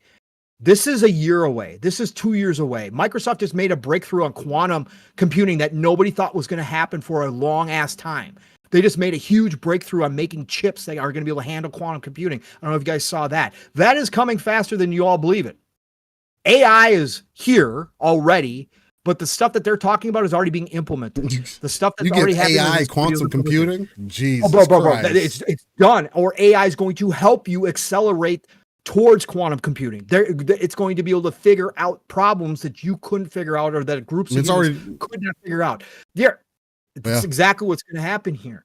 So you got to prepare.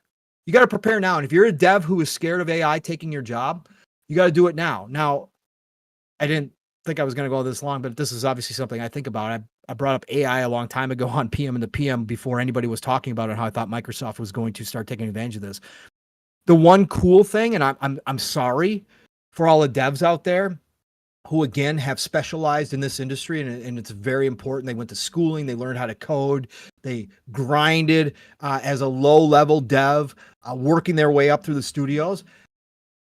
I'm not going to lie, selfishly still, the more AI learns and the closer we get, it's already generating smaller games, that the fact that someday before I die, I will be able to get what's in my head, imagination-wise, for a game or for worlds, but I have no idea how to program it. The fact that I can have AI develop my visions for a game or for a world into something playable in the future, even if it's just for me, is dope as fuck. And I ain't going to lie about that. The fact that someday I might be able to generate a game with AI from my imagination is really, really freaking awesome. And I'm not going to lie about that. I think it'd be fun.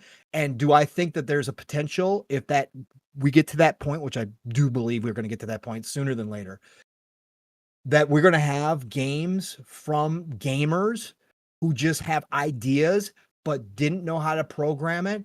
But Yeah, we're going to we're have spinning these up now. fantastic games coming out with AI's help making that game. And it could be some of the best gaming that we've ever played before from a fun factor, because it's got that passion. It's just that got a person that never knew how to code or how to start that. Yeah, I'm excited about that future as well. I truly am as a gamer. I mean, for me, Right? like the biggest thing that I want AI to come and do, because again, I mean, it's hard. We're finding few and far games in between that don't have optimization issues, or don't have day one issues, or don't need to get patched, or don't need these things. Maybe again, I know QA going away and actually people QAing, because there's only so many things that you could do with people, right? Maybe AI can help eliminate all the different chances and circumstances that could happen within your game so that you can fix all the bugs. Maybe we don't get a situation. Imagine if Stalker 2 devs, while they were going through everything that they had, they could have used AI in the back end to say, hey, instead of months later of catching 1,000 different fixes, maybe you could catch the 1,000 fixes while you're developing the game. Right? Wouldn't that be beneficial to you as a developer? Because they're not catching them day one, apparently. Right. And there is real life behind the scenes as well. But that I do think that there are innovative ways with technology that AI specifically, especially with how, I use it, from time to time, especially when you're trying to bounce ideas, kind of go back and forth.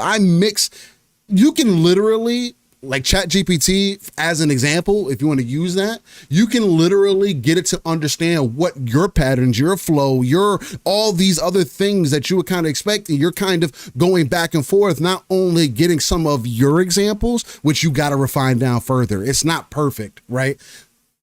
But it is a tool, just like any other tool, as long as it's used that way as a tool, not something that you rely on, but it is an additional tool to your toolbox. Terrific. Yeah, you're good. Then it's going to do nothing but benefit us as gamers and us getting more complete games day one. And I think that is a good example of what can happen. The fears and everything else, every part of technology has some form of a fear to it. Quantum computing can have a fear to it. Being able to access all that data at one time, there's going to be a vast change that is going to happen, right? And as people, we still have to find out how to, not necessarily limit, but how to use these different tools in the most effective way possible. And I think that should be more of what we hold devs accountable to, the companies accountable to, everybody, that we hold everybody as a standard to, and say, hey, these certain things aren't right. I don't necessarily see the negative aspects of AI in this such a vast way that I need to be fearful of it, right? Because whether people are going to do with what they're going to do with it regardless, it's beyond even us on a normal level. Right. And we're more involved in gaming than most people are. So for us having a conversation, the only thing that we can do is hope that it gets used in the most effective way possible. So I'm not on the negative side of it. I want to see how it actually gets implemented. I do want my games to be more complete, because I am one of those people, especially when it comes to performance. We see people like NVIDIA, for an example, release the next generation of cars, and it's not even a big enough of a difference from their previous generation, and they're pitching frame gen, which is something else that AI is being implemented, which I personally think is the wrong way for you to use AI, because that shit don't matter. You're giving people more fake details for things that don't really matter. Oh, we want to make you feel like you're playing at 120 frames. You perceive, not even feel. We want you to perceive that you're playing at a higher frame rate, when in actuality, you're bouncing in between 60 to 50 frames. And I get that can be useful for some people as an accessibility option, but true performance should always be true performance. And why are we in 2025 to where we're not getting games that can't hit 1440p standard and be at a decent detail level? Let's focus on that. And then we implement all these other things onto it, right? Let's hold their feet to the fire for that. If AI can help these people release a more optimized experience where they can bring the file sizes of our games down, then they can also meet a quality standard for our expectations, or the standards that have kind of been set, that have kind of been moved forward over the years. I think those are proper. I think those are the proper avenues to chase down and figure out what we need to do for that. Because again, we're still getting games that are 1080p 60, which is cool. But then I can't get 1440p 60, 4K. Now they're talking about 8K, and we can't get 4K 60. True. No, they want to sell you, hey, with frame gen, you can get that 60 FPS. But guess what? It's going to feel like 30 FPS because it's not going to make the input latency any different. It's actually going to make what you perceive worse, which is the opposite direction I think we should be moving into, which is why I'm so adamant and so against the frame gen as an example. But still, that's the point. I totally get what you're saying, right? And that's fine. But the point being is, do you think they're going to stop with this shit? No. And could AI become just another crutch? It already has, like you said, for frame gen and that kind of stuff for the devs? Absolutely it can. Are they going to stop using it? No, they're not. They're going to continue forward with it. It'd be great if they all said, okay, fine, we're not going to use frame gen anymore. We're not going to use these crutches, and we're going to go back to optimizing our games and spending the extra time necessary to get them to run native in a proper way. We just know that that's not the reality. That's not going to happen. And that's my point, though. But if they're not going to do that, then we need another tool that is going to help them hit those marks and reach the expectation that we have day one when a game releases, so that people can truly experience your game instead of being limited by, oh, well, we experienced A, B, C bug, and that's why the game wasn't great. It's a 5. Maybe that will help your game get to a 7. You know what I mean? Like, those are versatile ways to use AI the way that I want to see it be more implemented. Not just see a lot of in between things kind of happening to kind of dissuade the consumer or make the consumer perceive certain things. And those are negative aspects. And I think what people could be speaking to or what they're fearful of, right? For what they kind of see how it's being used right now. So that's the main thing. Yeah. No, and I don't disagree. And again, there's a lot of things pointing that this industry is obviously headed towards a contraction. Okay. There is signs now that there's, again, we just got the news from NetEase about how many studios underneath NetEase have now been put on notice. NetEase has told their Japanese developers that they will be allowed to finish the games that they are currently working on. But after that point, there will be no more investment. Like, but that's crazy. Problems. Yeah. There are problems in this industry. And again, like I've been saying, I'm on the downside of the cynicism when it comes to this industry, when it comes to maybe this industry does need to contract and get smaller again. There's a lot of problems that they have ignored. There's a lot of bloat in this. And again, I don't wish people to lose their jobs, but it's the reality of an industry when it gets so big and it gets unwieldy, and you got people at the top of these companies, and you got people in positions of powers and devs themselves who aren't making great decisions and who aren't being honest about what is happening. And sometimes after a while, it's just going to be nature's law, right? Survival of the fittest. It's just going to happen. And sometimes that has to happen to get back to a better, more stable place. And unfortunately, you also have an industry that grew games. And again, this is fine because this is what happens. People are going to play what they're going to play, but you grew games like Fortnite, like Call of Duty, like Madden, like 2K. These games that are black hole games that, again, the casuals, as Matt Piscatella pointed out recently, yet again, the vast majority of gamers are casual gamers, and they buy 2 to 3 games maximum per year. So the number of gamers, while it looks ridiculously great, the money being spent is off the charts. It is very condensed and it is very limited to a certain group of games. So those big numbers do not mean greatness for all. And again, Xbox themselves kind of find this out with Game Pass in certain ways, right? Game Pass did not continue to grow exponentially the way they thought it was going to with their internal goals. They kind of hit a plateau. So for all the people that were saying this is never going to appeal like Netflix to the casual gamers, I think it's kind of borne out that that might be pretty true, that there is going to be a limit for Xbox on what they can get into a subscription service. We have not seen any other subscription services attempt what they are doing. Yeah. Same time, they've poured a ton into this and it's done well, but it hasn't done what they thought it was going to do. And I think that that's part of this industry as well. So AI is going to be here. Publishers, devs are going to use AI. Even some of the devs and publishers who scream that they're not going to use AI, they might be eventually forced into using AI to continue to compete, because AI is going to bring down the costs, which is a massive problem in this industry.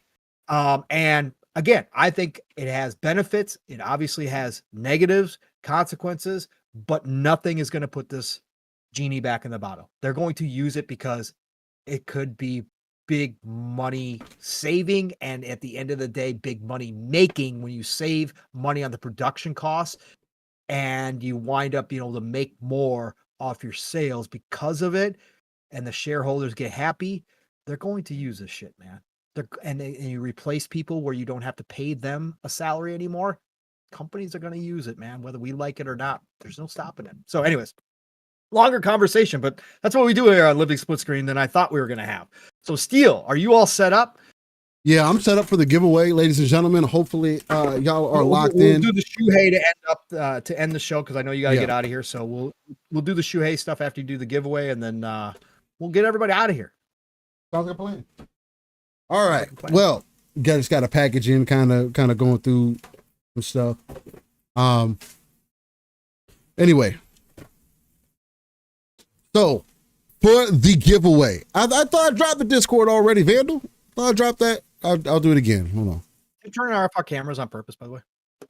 No, I'm not turning off our cameras on purpose. Are they still off? Okay. No, they're not now. I was back. My YouTube had gone back. Sorry. My YouTube gets slow sometimes. So no, we are on. Never mind.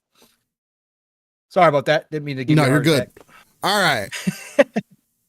No, I got you, Vandal. Let me do it again.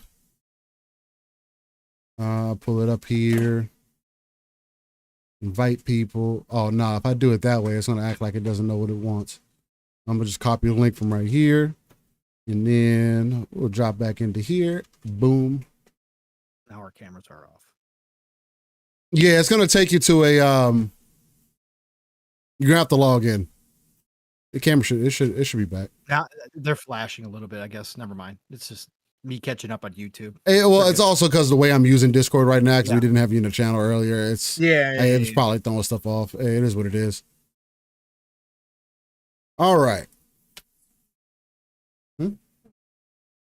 Oh, okay. Excellent. Hopefully they work.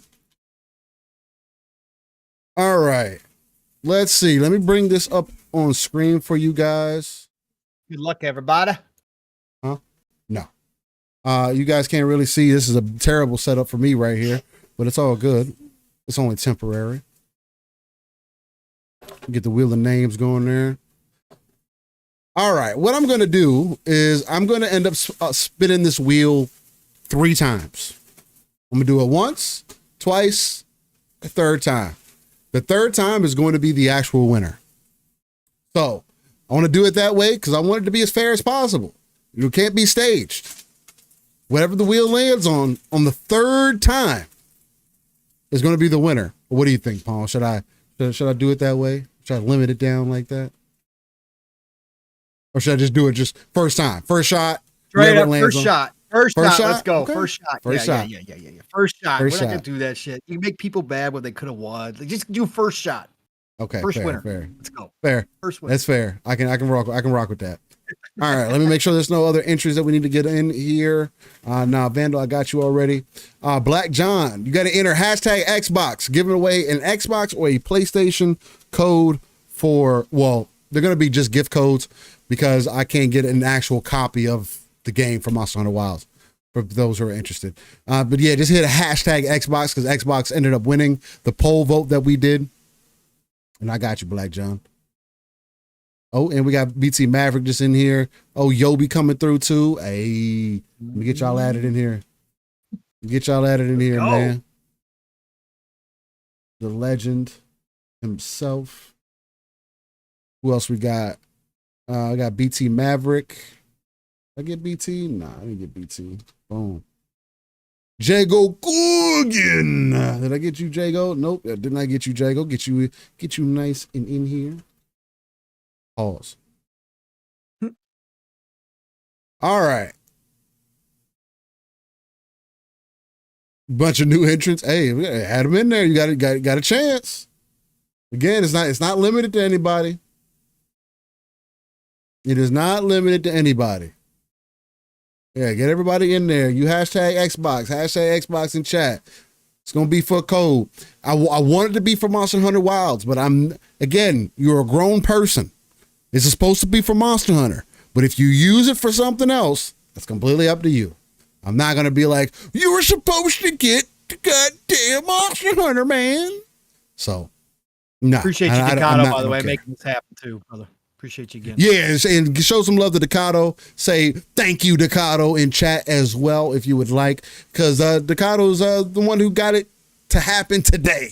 Right, you'll still doing his giveaway on X on Twitter, and on, I'm still going to be doing a giveaway on there as well. Right, you're posting on Blue Sky. Yeah, on Twitter and Blue Sky, I'm going to do another post. Yeah. So but I think I'm going to do that throughout the week.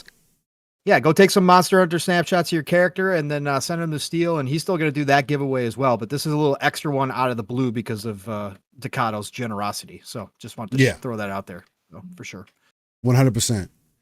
And MF Great is going to ask you to verify. He said it asked me to verify my email for new login. Yeah, man, it's going to that verification shit. I got locked in. It's so freaking weird, man. Sorry if it ends up affecting y'all in a negative way. Something we're going to work on. I'm new to this whole getting this set up and everything. If there's some additional changes that I need to make or whatever to make it easier, I just don't want bots and stuff getting into our channel. That's not something I want to necessarily have to worry about. So that's the biggest thing. I'll try to drop the link in there again. See if that helps you guys. But here we go. I'm gonna get us back up on screen. I'm gonna get the wheel up here. We're like all crazy off camera. I'm gonna shuffle this a few different times here, and here we go. First time on the wheel is spinning. Who is going to be the winner? We have BT Maverick. The slimmest Delroy, the Dobie with the it was so close, Delroy. It was so close, man. Bro, that was crazy. It was literally right there. BT Maverick. Congratulations, man. What a fucking beautiful thing. Congrats, BT Maverick, I do have to have a way to access you. So you're on Twitter, ain't it? If I'm not mistaken. BT's on there. Yep. BT, make sure you hit me up with a DM so I can get you those codes. I'm going to try to do that like literally immediately just to make sure that they work and everything. Do it all live on the show. I'm sending it directly to you in a DM. So yeah, man, hit me up. BT Maverick. Make sure you hit me up, BT. Delroy's right now. He's got the happy mask face on from the meme, and he's actually angry behind it. He's like, "Congrats, BT." God, that was close. Hey, yeah, look at this. Attention, ladies and gentlemen. Attention, everybody on board the Splitters Hype Train. We were just cruising along a nice Mach 8.0. We've been having fantastic conversations today, large in part, thanks to all of you as well. But I need you to pay attention because the man who just won was gracious enough to come on back around, and he got on the court with an easy 10 dunk. That's right, the windmill dunk. because the one and only BT Maverick just gave away a nice Big 10 bomb, dropped off a couple bags of coal. We added 2 more cars, and we are now up to Mach 9.0 on a Saturday. Welcome aboard, everybody. Choo-choo, motherfucker. Choo-choo. Thank you, BT. Appreciate that so much, brother. Greatly appreciate that, BT. That's a beautiful thing. Always appreciate it. Always forever appreciate it. Again, thank you, BT. Shout out to you, man, for winning that. That's a beautiful thing. Hopefully you're able to get into it like I am, man. See if it's for you or not. And actually, I can pull you up really quickly, and I'm gonna just send you a yo. I forgot you got me added on Steam too, so I can actually, I may be able to just gift you directly on Steam. I think Steam's a little bit more friendly with that. Later, Delroy. Have a good one. Have a great weekend, brother. Appreciate you, Del. I think I got you on Steam too, BT. We'll see. Anyway, if anything, I'll hit you up. I'll hit you up on the in the DMs. I'll figure all that stuff out here coming up. So, yeah, Pong. Let's get into. You say you want to jump deeper into the Shuhei stuff. You had some of that stuff pulled up. That's what we were gonna do before we did all this, so we could jump into that before. Yeah, jump into it. Let's jump in. Yeah. You got the article pulled up already. Go ahead and get into it. Up. And this is on the. This is appreciate you, Psycho. He did, yeah. Later, Psycho. Appreciate you so much, brother. Shuhei's been doing the rounds, so it wasn't just Colin's interview. It's been a bunch of interviews this week. But PC Gamer, which I don't really like as a site, they're terrible. But anyways, they did do a nice short kind of sweet summary of what Shuhei said about the PC, which you brought up. Which is an interesting one because there's been people fighting about the semantics over what Shuhei meant and acting like that they know Shuhei. Like, I don't understand this. But anyways, let's get into it. The title of this article is Former Sony Exec Finally Says the Quiet Part Out Loud. Putting PlayStation games on PC is almost like printing money, by Rick Lane. Shout out to Rick Lane. And it goes on to say, it's been an obvious truth for ages. Console manufacturers have been missing out on fat stacks by not releasing their games on PC. Microsoft long ago gave up on pure Xbox exclusives and is even releasing games on PlayStation now. Sony, meanwhile, has tactily acknowledged the fact for years, steadily releasing its PS4 and PS5 back catalog onto Steam, and then last year releasing Helldivers 2 concurrently on both PS5 and PC to enormous success. Now, former Sony executive Shuhei Yoshida has come out and said it explicitly. Releasing its games on PC is a license for Sony to print money.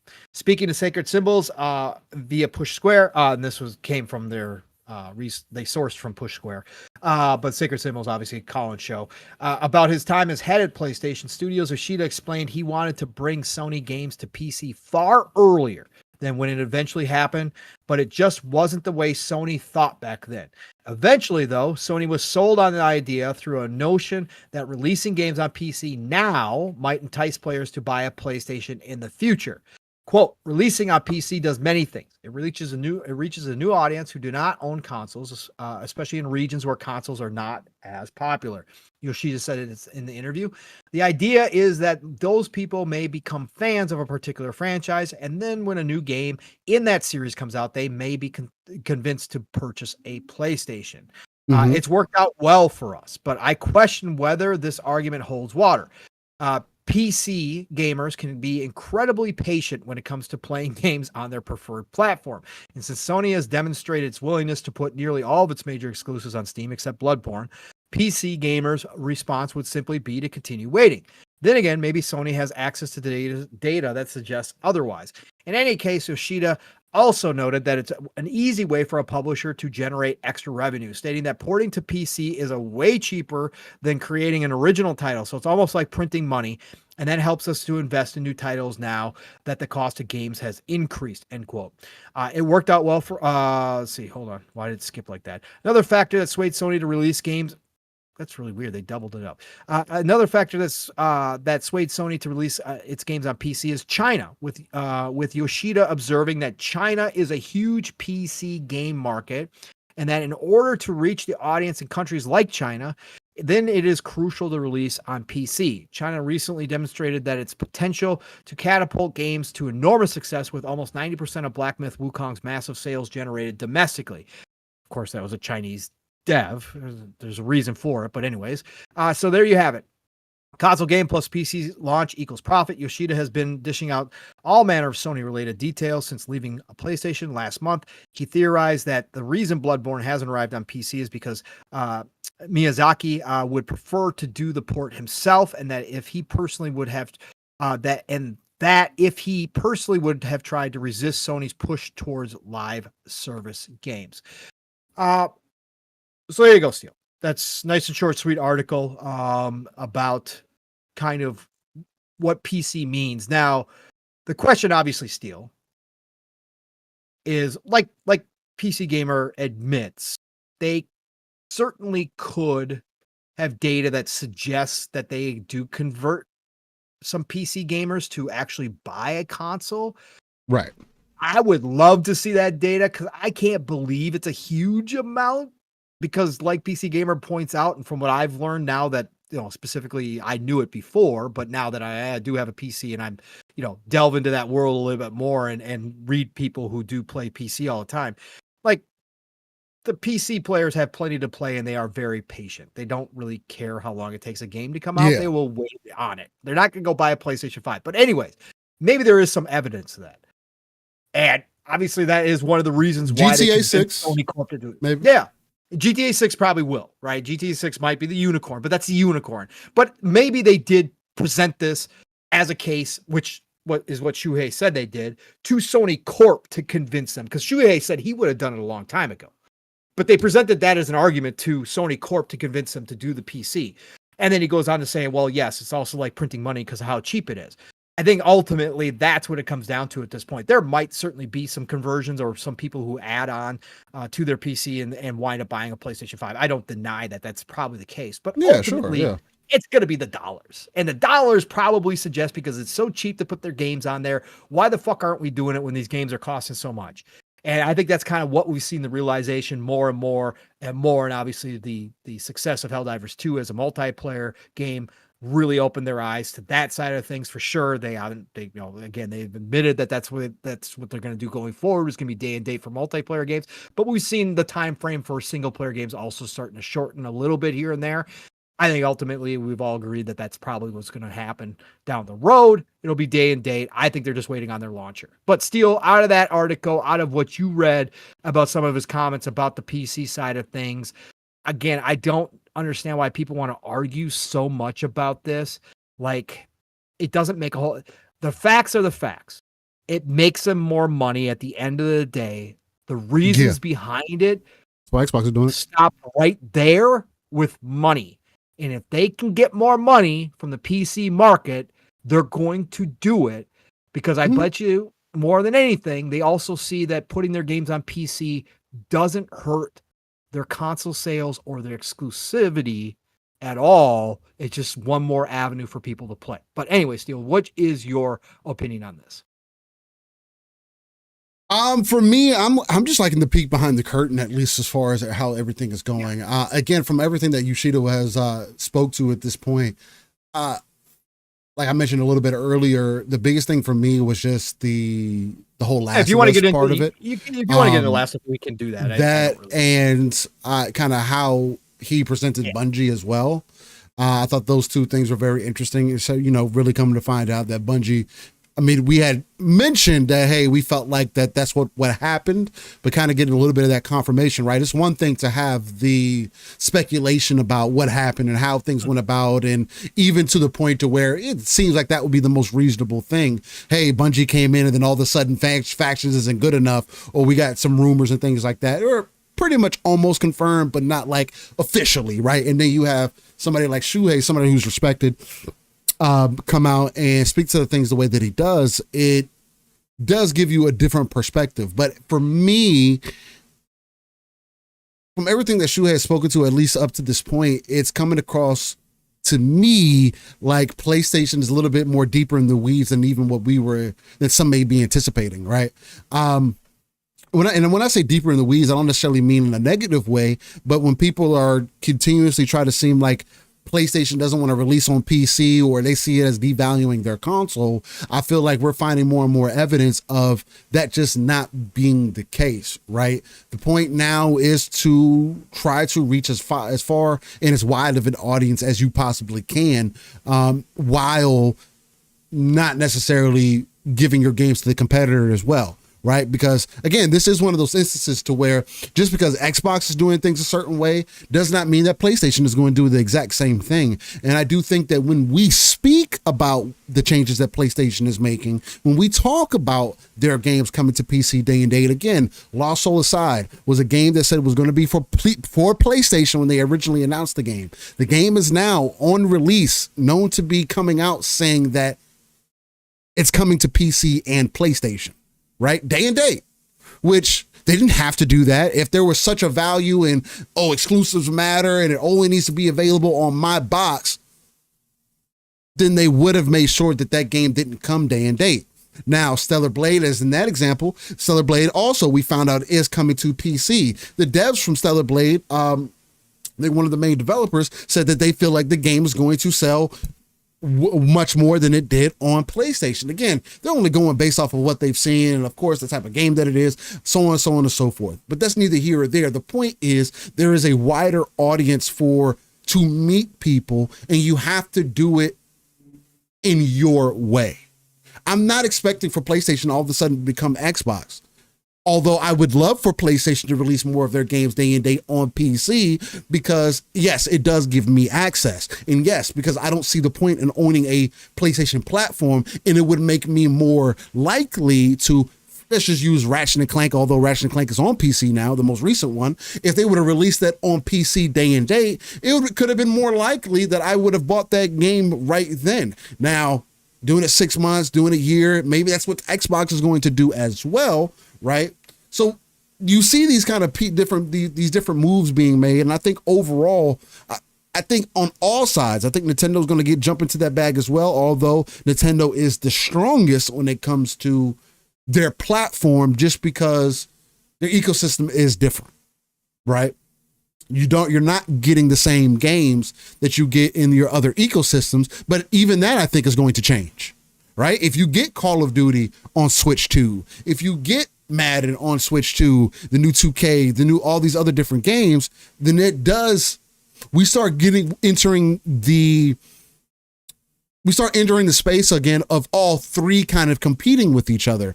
Although Xbox and Microsoft have blatantly made it known that they aren't necessarily trying to compete in that way. They want to give people as much access as possible while still delivering hardware. So it does come down to, again, instead of you trying to compete on a hardware side of things, or with software through your hardware, whichever the case, you're more so competing with hardware and what can it do differently from the other platforms. And that is the thing, that is the middle ground that we're at right now that has caused this divisiveness in how we move into the future. Because everything is being made in a similar fashion, at least on the PlayStation, Xbox side of things, right? Starting to talk the same language. We're seeing more games kind of being crossplay between the both, releasing on multiplats. More people are coming out and say, hey, we can't just keep doing this whole exclusive play anymore. We need to deliver it to as many people as we can, because gaming has become more expensive.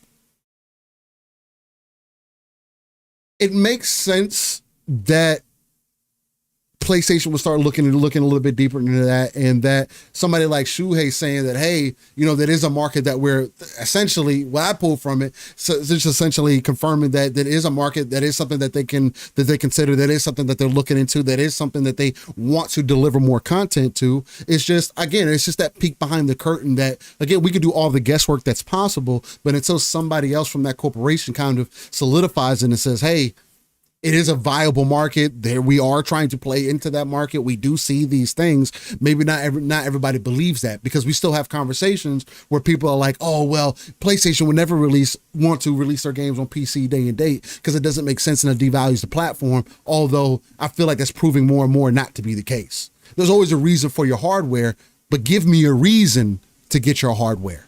And right now, I just don't think that we have those same reasons other than games. And I think it has to be more than games because there's so many more games being made nowadays. Again, maybe if Last of Us, the original one, came to PC sooner and that multiplayer experience was able to be had on PC as well, which is such a missed opportunity that when they remastered the game or whatever, that they did not release it on PC to at least expand it to a wider audience to see that, hey, we saw what our PlayStation players would do. Hey, who else can we don't want to put it on Xbox, so who else can we open it up to see if this is something that we actually need to chase? Instead of spending 4 years creating something for one of your OGs to say, who has been known to give a good head nod to things that he sees that are going to be viable. Again, outside of what people were talking about, what he said about Concord or whatever the case. And again, I didn't look deep enough into that to like have an opinion about it or whatever.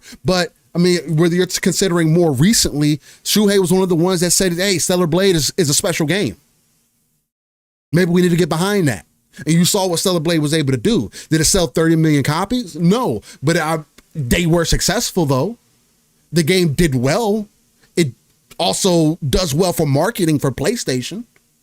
So obviously he has some talent there, and Shuhei's history doesn't just stop there. He has more hits than he has misses. So it's like, why wouldn't you consider his thought process?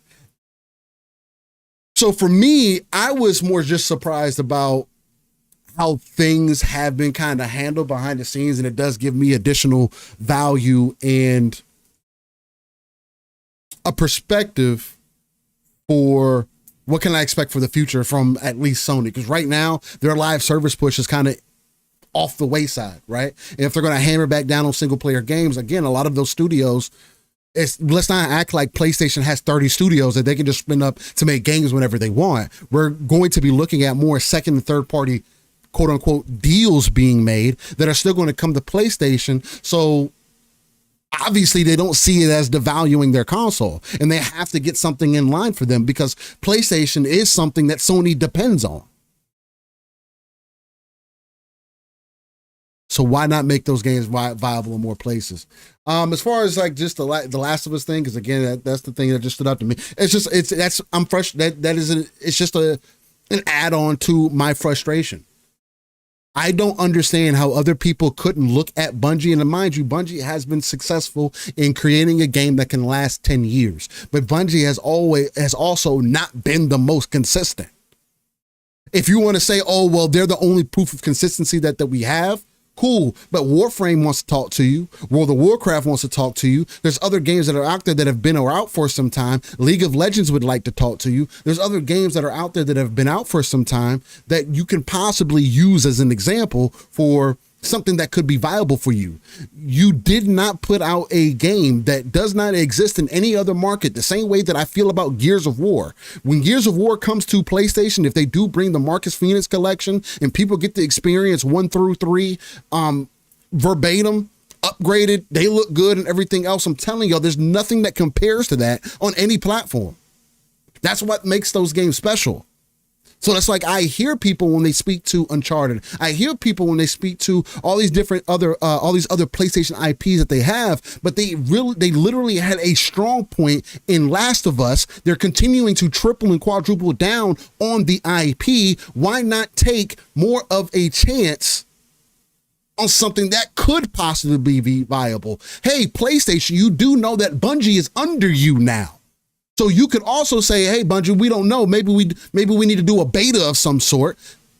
Like there was nobody on the side saying, hey, I think we actually have something. Maybe we throw it out to the people and see if this is something that's possible. No beta, no nothing. You know, you could throw out an alpha at least and say, hey, let's see what people think. Do a closed alpha, see how people feel about it, see if it's something that could be viable, see if the gameplay works. Because again, you have to start with something. And because there's nothing out there else that is like it, you can carve out a niche for yourself.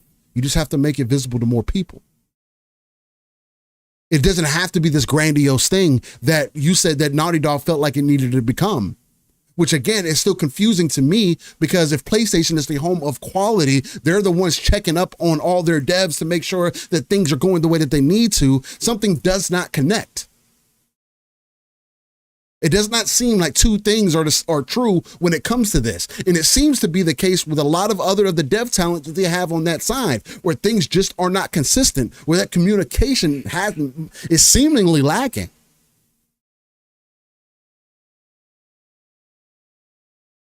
Whether Jim Ryan put Shuhei in a weird position or not, I still think that Jim Ryan had the right idea, maybe not the best execution.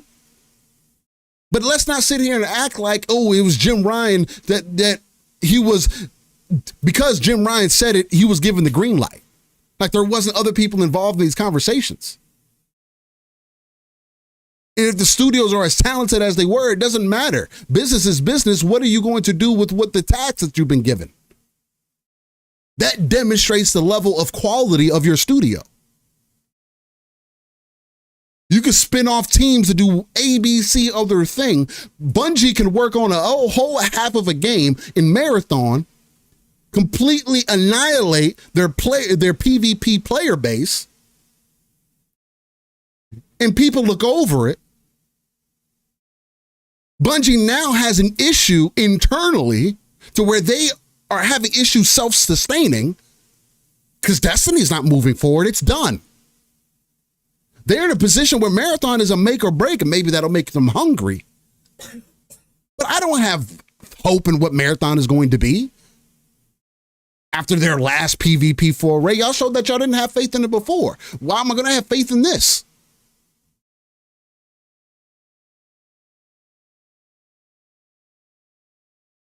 I just feel like as that veil is being pulled to the side more, as being more exposed for things that are happening behind the scenes, questions that seem to be more, why is there not anybody else considering or thinking about or wondering why these decisions are being made, or why things are going the way that they are, is very telling. Because we only ever hear the majority, at least for the people who talk about content and talk about what's happening in the industry, we only hear the negatives of what Xbox is, why the direction Xbox is doing is wrong, and how much it devalues their brand and all these other negative things, while we have the popular boy over here who is constantly, you're finding out that there's more things happening behind the scenes for them, and that that how you see them is a facade. They don't have it together. Meanwhile, your competition is building up more developers, building up more people, telling you that they're going to bring you additional hardware, compete in a different way. Now people are like, I see people contradicting themselves and say, oh, well, the direction that Xbox is going now, they're doing the complete opposite of what they said. They're going to be competing with Nintendo and competing with PlayStation, because PlayStation's doing a handheld device. And I thought y'all wanted competition. So which form? So now we're just dictating what form of competition is okay. We're admitting that there's going to be competition regardless, but just because Xbox is putting games in more places, as an example, I'm not saying, again, I understand that is not PlayStation's same motive, but you also be able to see it. You have to be able to see that off the Shuhei interview, it at least gives you a little bit more of a clear picture that the avenue for PC is going to happen much sooner than later. And that's the biggest thing that I took from. So maybe I went off the deep end on that. Hopefully I'll enjoy it. Hopefully that shit fucking made sense. I see chat saying Steel's Vandal saying Steel losing it. Dixie saying the topic took a turn. Yeah, the topic took a turn. Again, I mean, you got factions in there. It was always going to take a turn. I just thought it was interesting that he brought that in there. So the more interesting part is that it sounded like that it was never said that Factions actually was a bad game. It sounded like from Shuhei's perspective that Bungie never even said that. That they actually thought that they had something there, that it strictly came down to the fact that they, and again, this boggles my mind more than anything. And this is straight up in any time this it sounds like from Shuhei's perspective, from what he was saying, is that it came down to the fact that Naughty Dog didn't realize what it would take to support a live service game.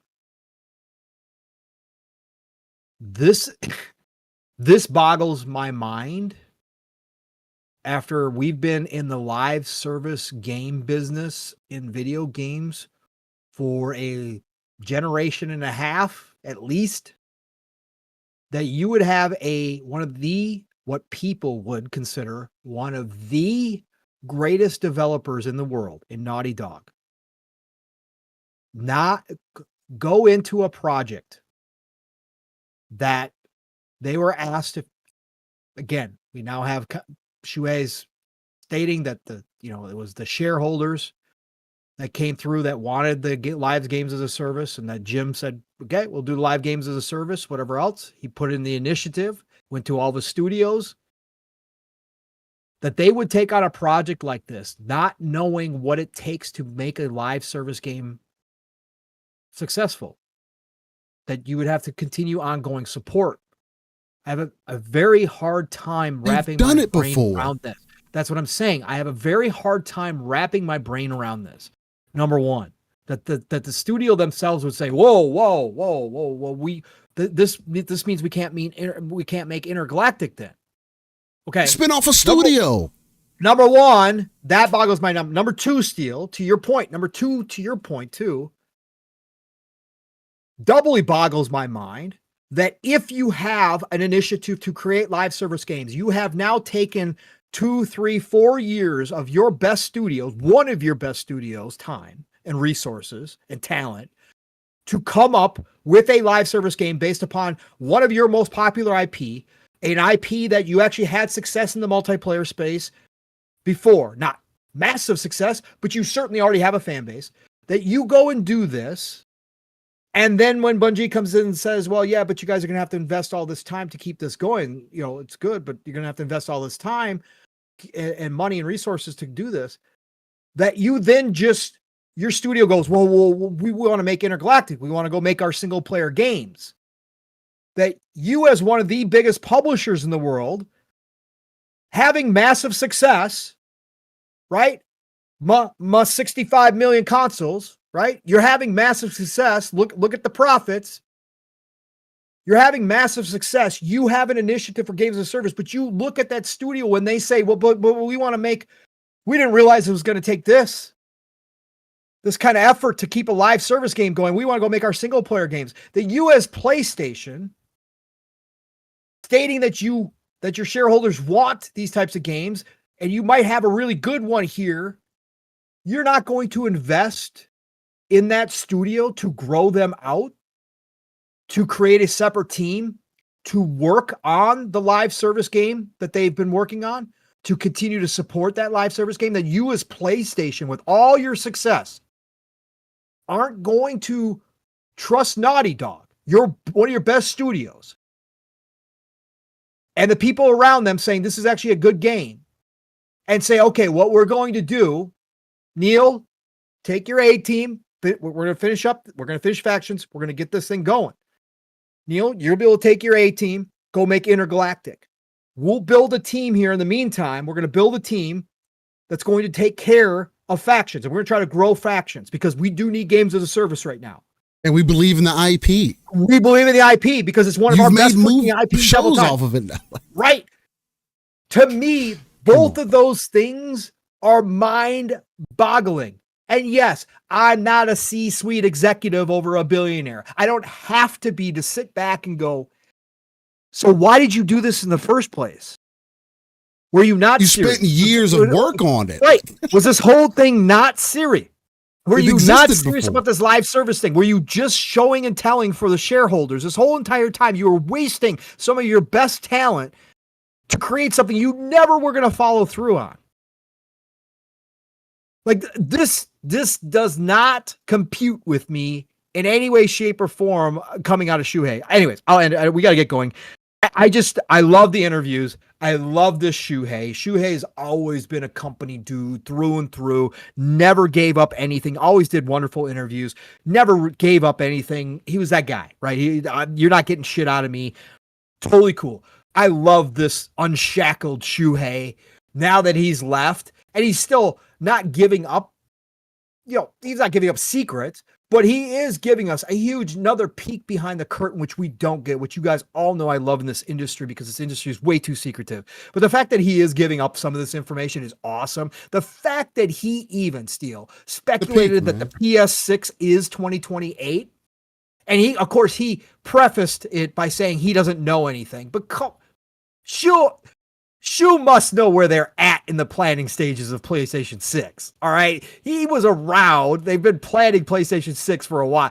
But for him to even speculate and go down that road side, I think 2028 is, a good spot for PlayStation 6. I think is awesome. I love when these guys in the industry, whether because they retire or they just get to a point where they're just in a good spot and they start opening up a little bit about the past and even recent past, because a lot of this stuff was recent past. I think it's fantastic. It does give us a peek behind the curtain and give us something to talk about. And Shuhei's been giving up a lot, and I hope he keeps giving up more. And shout out to Colin, who did a fantastic interview with him. Colin's really good at doing interviews.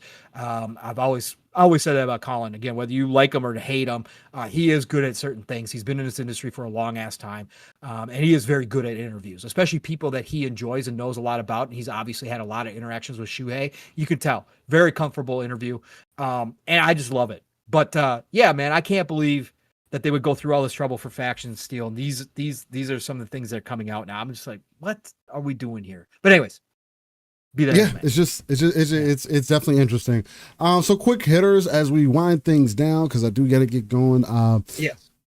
Marvel Rivals, the Marvel Rival layoffs. Seems to be more on the United States side or the American side of things. They're looking to bring development more inbound. That is China. So NetEase, they want to bring things more internal. That is still a very telling thing. Cost cutting everywhere. From what I at least gleaned from some of the conversation that was being had there was the director for the game did not essentially want to release the game because of the licensing fees from Marvel. Or the licensing costs, from Marvel. So that in turn, from what we've seen from PlayStation, now from NetEase for Marvel Rivals, it kind of leads me to believe that whatever Marvel is charging has to be fucking asinine. It has to be crazy. I mean, like Tim just mentioned in chat, he says 2.9 billion revenue at NetEase, but we don't know what the deal is either for them having the licensing for the Marvel characters, right? And they're going to continue to drop more Marvel characters. So how is that going to end up working? I don't know. Is you pulling 2.9 billion in revenue? You got to pay out 1.5 billion in licensing fees. I don't think that's necessarily the case, but we hear that it's high, for an example, for Spider-Man for PlayStation. So what is it going to be when you have all these other characters in Marvel Rivals? Now, the other thing too is just like, and NetEase could just be the ones being greedy. Again, my experiences with NetEase are from Naraka Blade Point and now Marvel Rivals, right? I don't know how deep that barrel goes as far as them being a greedy company. They're putting out good content for a game that has come out, right? And Marvel Rivals seems to be doing really well. And Decado brings up a good point. He says NetEase is also probably being told to sell off external studios. That could be very well what's happening, right? Because NetEase is under Tencent, and maybe that is something that Tencent is enforcing. Again, somebody always has to answer to somebody. So to me, I'm more so leaning on the aspect that maybe there's something going on with the licensing fees. Dumb Stuff Productions says you darn right still got to pay that rat tax. Disney cut their cut. And again, that could be very well what's part of it. I mean, at least that's what I gained from it. I would have to believe at least a little bit of that just because of the director saying he was hesitant to release the game for that being a reason, but I don't know. Is there anything like that you want to jump on that really quick as far as NetEase and them I letting think go.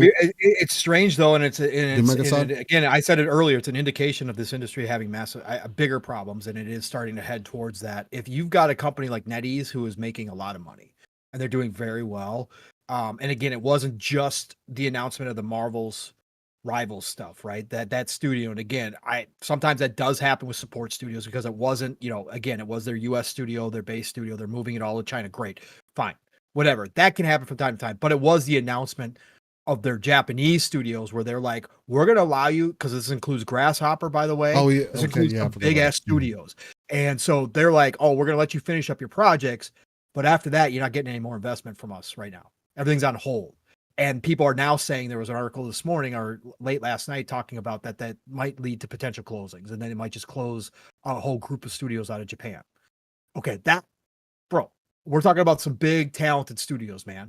We are talking about some of the new studios from some of the previous talent that left other studios. Like, again, NetEase is not hurting for money, bro. NetEase is doing okay. So this is a bigger indication, like I said, that contraction obviously we knew that the loss of jobs are going to continue. Many people talked about that, but as this goes on and as bigger companies start really doing this, especially off of success, when they've got massive success in Marvel Rivals, it tells me that this industry is starting to contract, that they are looking at, especially the AAA stuff, and the bigger companies are looking to downsize dramatically and bring this industry down a little bit. We'll see. Yeah, we'll see. It's just really telling. I wasn't expecting to hear that news, especially with how successful Marvel Rivals has been. Like they seem to be killing it, and I figured that as long as they kept going the direction that they were, they only have to go is up, because there's only more characters that you could bring in, right? Like there's only more things that you could do, more things that you could add. Again, you're providing competition to Overwatch, and those are things that are relevant in today's market. Overwatch to actually do something. Jesus, man. Or for Overwatch is implementing third person in their game. Like crazy, bro. Crazy. But I mean, that's what you're supposed to do, man. That's what it's supposed to do. The other thing too, again, to speak to one of our favorite games, Cyberpunk 2077's sequel is aiming for the most realistic crowds in any game. To me, Pong, I've heard some people mention it, and I kind of sit on their same side. I do see where CD Projekt Red can be innovative, right? 1000%.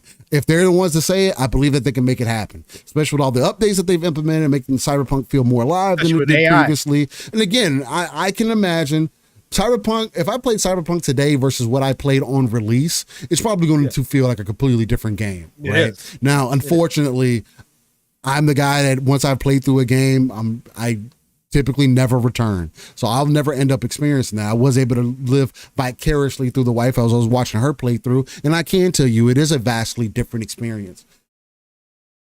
So I'm at a point where I'm more at a show and tell kind of thing. Like, just show me that you're going to do this, because you said Cyberpunk was going to be all these great things on release, and it did end up becoming a lot of those great things, right? But because of some of the issues, because you were held back seemingly by the previous generation and forcing it to run on the hardware, which I definitely think, again, I do agree with you on that. They should have been dropped support for that at least a year prior. They should have made an announcement and said, this isn't going to work. They should have realized. Had they done it 2 years before, they would have been able to implement a lot of the stuff that they wanted to. Yeah. I think that massive. It would have been better for it too. I think it would have been one of the games. It would have been a 9.5. Like if they would have been able. Imagine had they had the multiplayer in their 2 Steel and they killed the multiplayer co-op. Woo. That'd have been really dope. So we'll see what they do with the second one, man. It has a lot of potential. I think they got a great start. I think they got a great route to build some things off of. What do you think, man? Yeah, Cyberpunk is going to be far off. We're talking about Witcher 2026, 2027. We're talking about Cyberpunk maybe 28, 29, 30, like somewhere in that neighborhood. I mean, they're working on. They got a separate team, but they're still, it's not the main force team. Like they've moved everybody over. Once they got done with Cyberpunk and the DLC and all that kind of stuff, they moved everybody over to Witcher to complete Witcher. So what's going to happen is they got this team working out on the beginnings.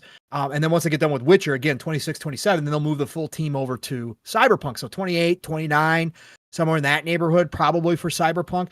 Listen, by that point, Steel, what I was just saying is AI is going to be we're going to have fully integrated. Like, could they make the most immersive crowds of all time? Yeah, we could be seeing a whole lot of changes as AI takes over NPCs, takes over all that kind of stuff within gaming, especially the big RPGs. I talked about this years ago about what a Todd Howard and Bethesda could do with AI and making the world feel more alive. So do I think CD Projekt Red could be one of those teams that takes that on as AI becomes just a natural extension of dev, not only helping them work on games, but also implementing it within the games themselves, because the new hardware is going to all have more AI chips in it, like especially Xbox's side. We know for a fact, we know PlayStation has their own AI stuff. So yeah, as PCs are going to have more and more of it.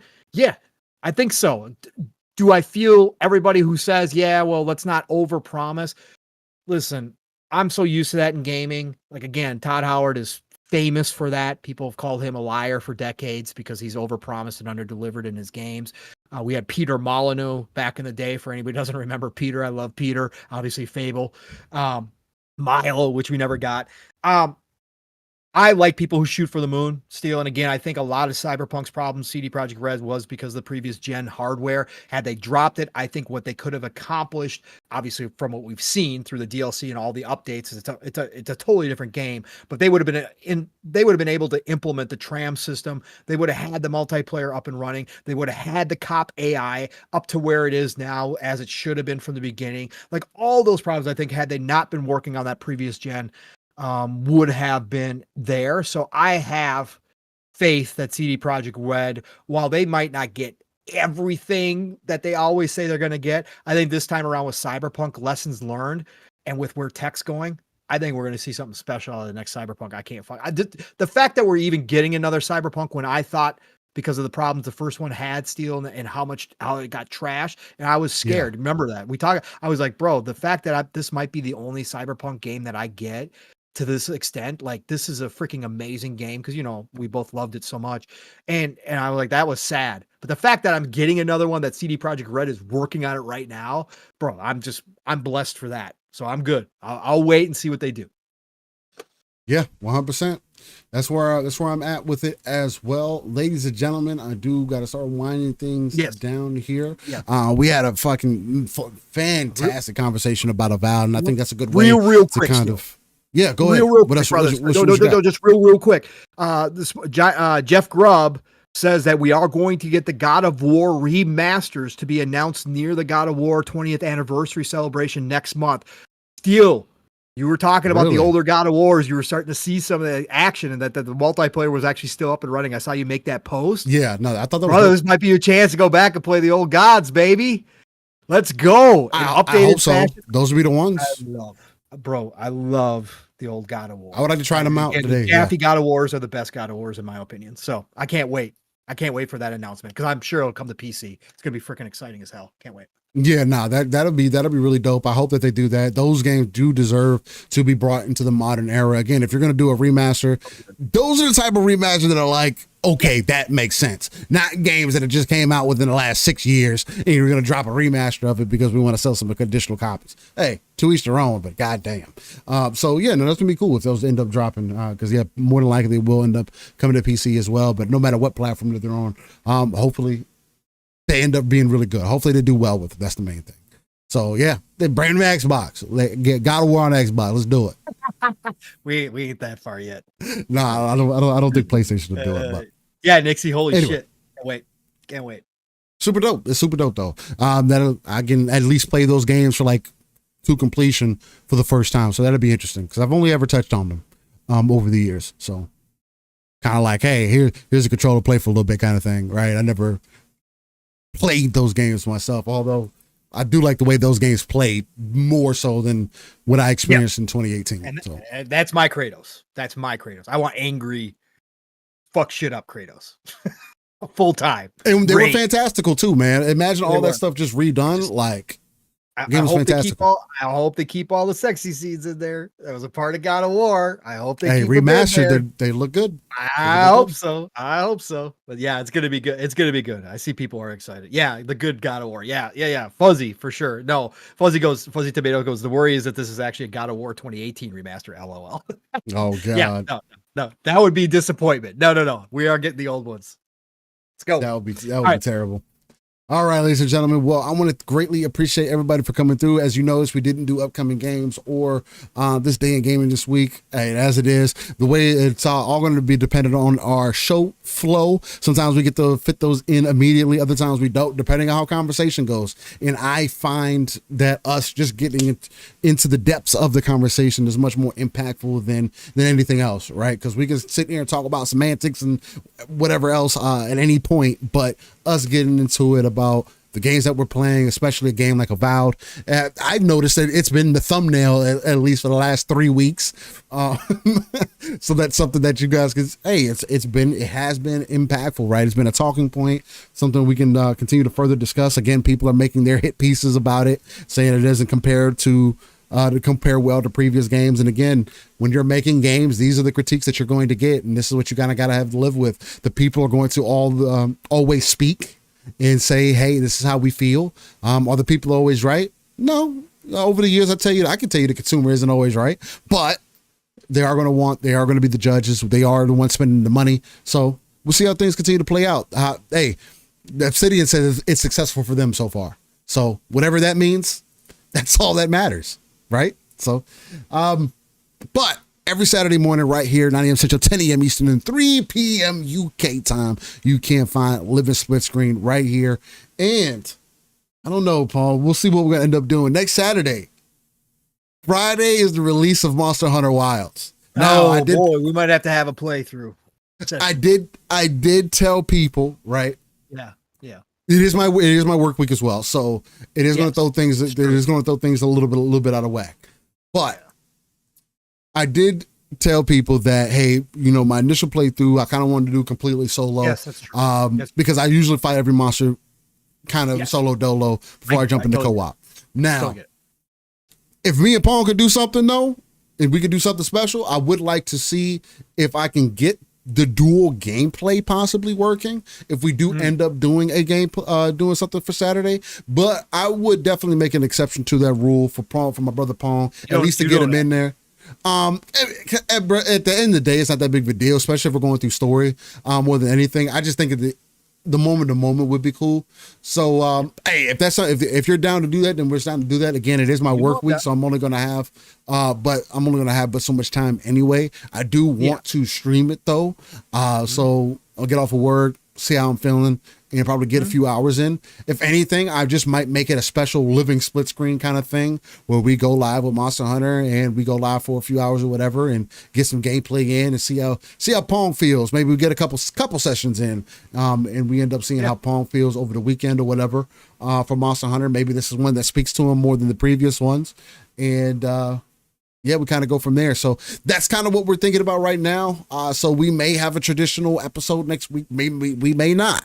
Right now, I think doing a gameplay session would be dope. I like when we are able to do those. So that's kind of what I'm thinking. So if you guys are wanting to join in for that, I know everybody's not a Monster Hunter fan. Maybe you guys can see what the co-op experience is. Because to be real, I haven't jumped into Monster Hunter a lot in co-op, right? I did it with Sly Crow in my most recent playthrough of World. He jumped in and out every now and then. And I do think that Monster Hunter is an extremely fun game in co-op. There's things that you got to consider and everything. So if anything, I think it'd just be dope. So Nixie says, still, when you let us know when you do a live playthrough for PGA Tour 2K25.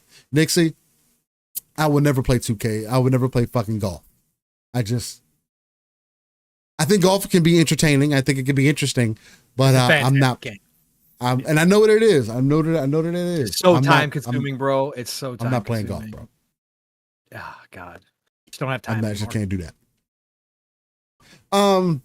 Birth to Burial 10 says, I play RPGs on hard difficulty, but I don't play them to have super challenges. Souls like die and die again combat, but I do get more of the experience when it's a little challenge. And that's not my intention either, Birth, right? Yeah. I don't have the intention of, I'm going into to die. And neither do I have the intention of me having to sweat in every experience that I have. That's not I do like there being a balance. And there are games that, hey, when I do the hardest difficulty, that I do back down off of the difficulty. In Avowed's case, though, I just felt like that wasn't everything that was there, along with the other elements that also just were not entertaining things to me. I just didn't have enough of a reason to continue. But again, I'm not negative on the game. I'm not complaining. I'm just giving you, like I did in the beginning of the show, I'm giving you more just my perspective, playing on that difficulty, what I went through and how I feel about it and why I'm bounced off. So that's the main thing.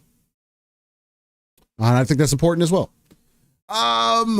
Yeah, and shout out to BT Maverick again for winning. He says, I'm being thrown straight into the fire. I'm like a baby penguin stepping into Monster Hunter. You are. Welcome. And again, congrats to you, BT, for winning that code. Hopefully you end up liking it. And again, you are going to die in Monster Hunter. Main thing, BT, if you've never played before, is find a weapon that you like. Yes. Go through all the weapons, play with them a little bit. They tell you the combos and everything that they can do. Right? There is more depth to them. I will be honest about that. If you find yourself getting more interested, you're going to have to watch a 5-minute video about how to use your weapon a little bit better. But find something that you actually like without looking up a video beforehand. But neither here or there. Pong! Tell these beautiful people where they can find you. Yeah. Everybody, you know the drill. I appreciate you all for being here. Brett Bingham, it was BT Maverick. So that one. Thank you all for being here on another beautiful Saturday morning. Again, love you guys so much. Again, you guys did direct some of the conversation again today. Just so happy to have this crowd with us and new people or people lurking. All of you, just nothing but love and respect for showing up and joining me and Steel on another beautiful Saturday for another episode of Living Split Screen. Couldn't do this without all of you. So I mean that from the heart. Otherwise, you guys know the drill. Pong Soul everywhere. You know how to find me and follow you back.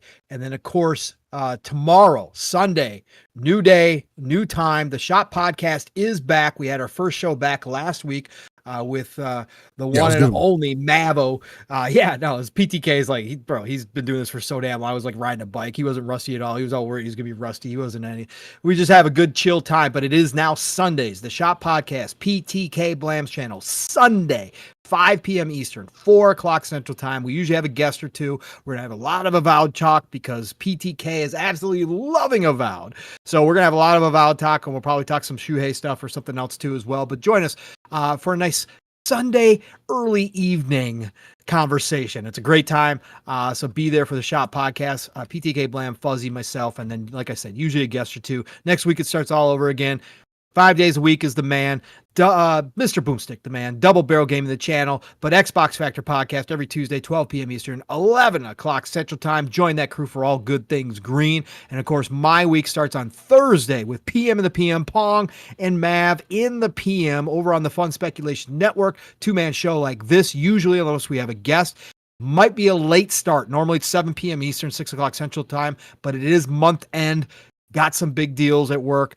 Might be late start on Thursday night, but be ready for that. And then, of course, Friday nights, it's Xbox Ultimate, 9 p.m. Eastern, 8 o'clock Central Time, where we never know how much of the family's going to get together over on the Fun Speculation Network, but no matter how many people do, it is a good time. We have lots of good laughs, lots of good conversations. 9 p.m. Eastern, 8 o'clock Central Time, Xbox Ultimate every Friday night on the Fun Speculation Network. And then, like Steele said, next week might be interesting for Living Split Screen. Might have some Monster Hunters. Let's go. Or we might have a regular show. So we'll see you next Saturday. But no matter what, everybody, it is the golden age of gaming. So please have a great rest of your weekend, however much of it is left. Play what you love what you play, and I'll talk to you all real soon.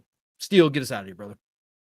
Ladies and gentlemen, and you can find me, Steel Rain, at TS7 everywhere. Main channel is youtube.com/@SteelRain at TS7. Again, any Monster Hunter content that I drop over there is going to be on Living Split Screen as well. So stay on the lookout for that, because I do want you guys to continue to be involved. And BT Maverick, I tell you, I'm not a professional Monster Hunter player, but I have made more sense of it over the years.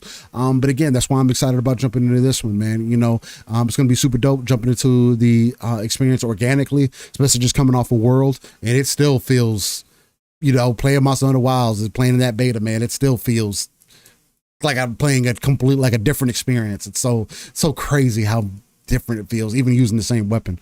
Especially with all the changes that we made. But nonetheless, much love to everybody. Hopefully you were able to also accept that Discord invite. If not, I'm gonna send it one more time in chat.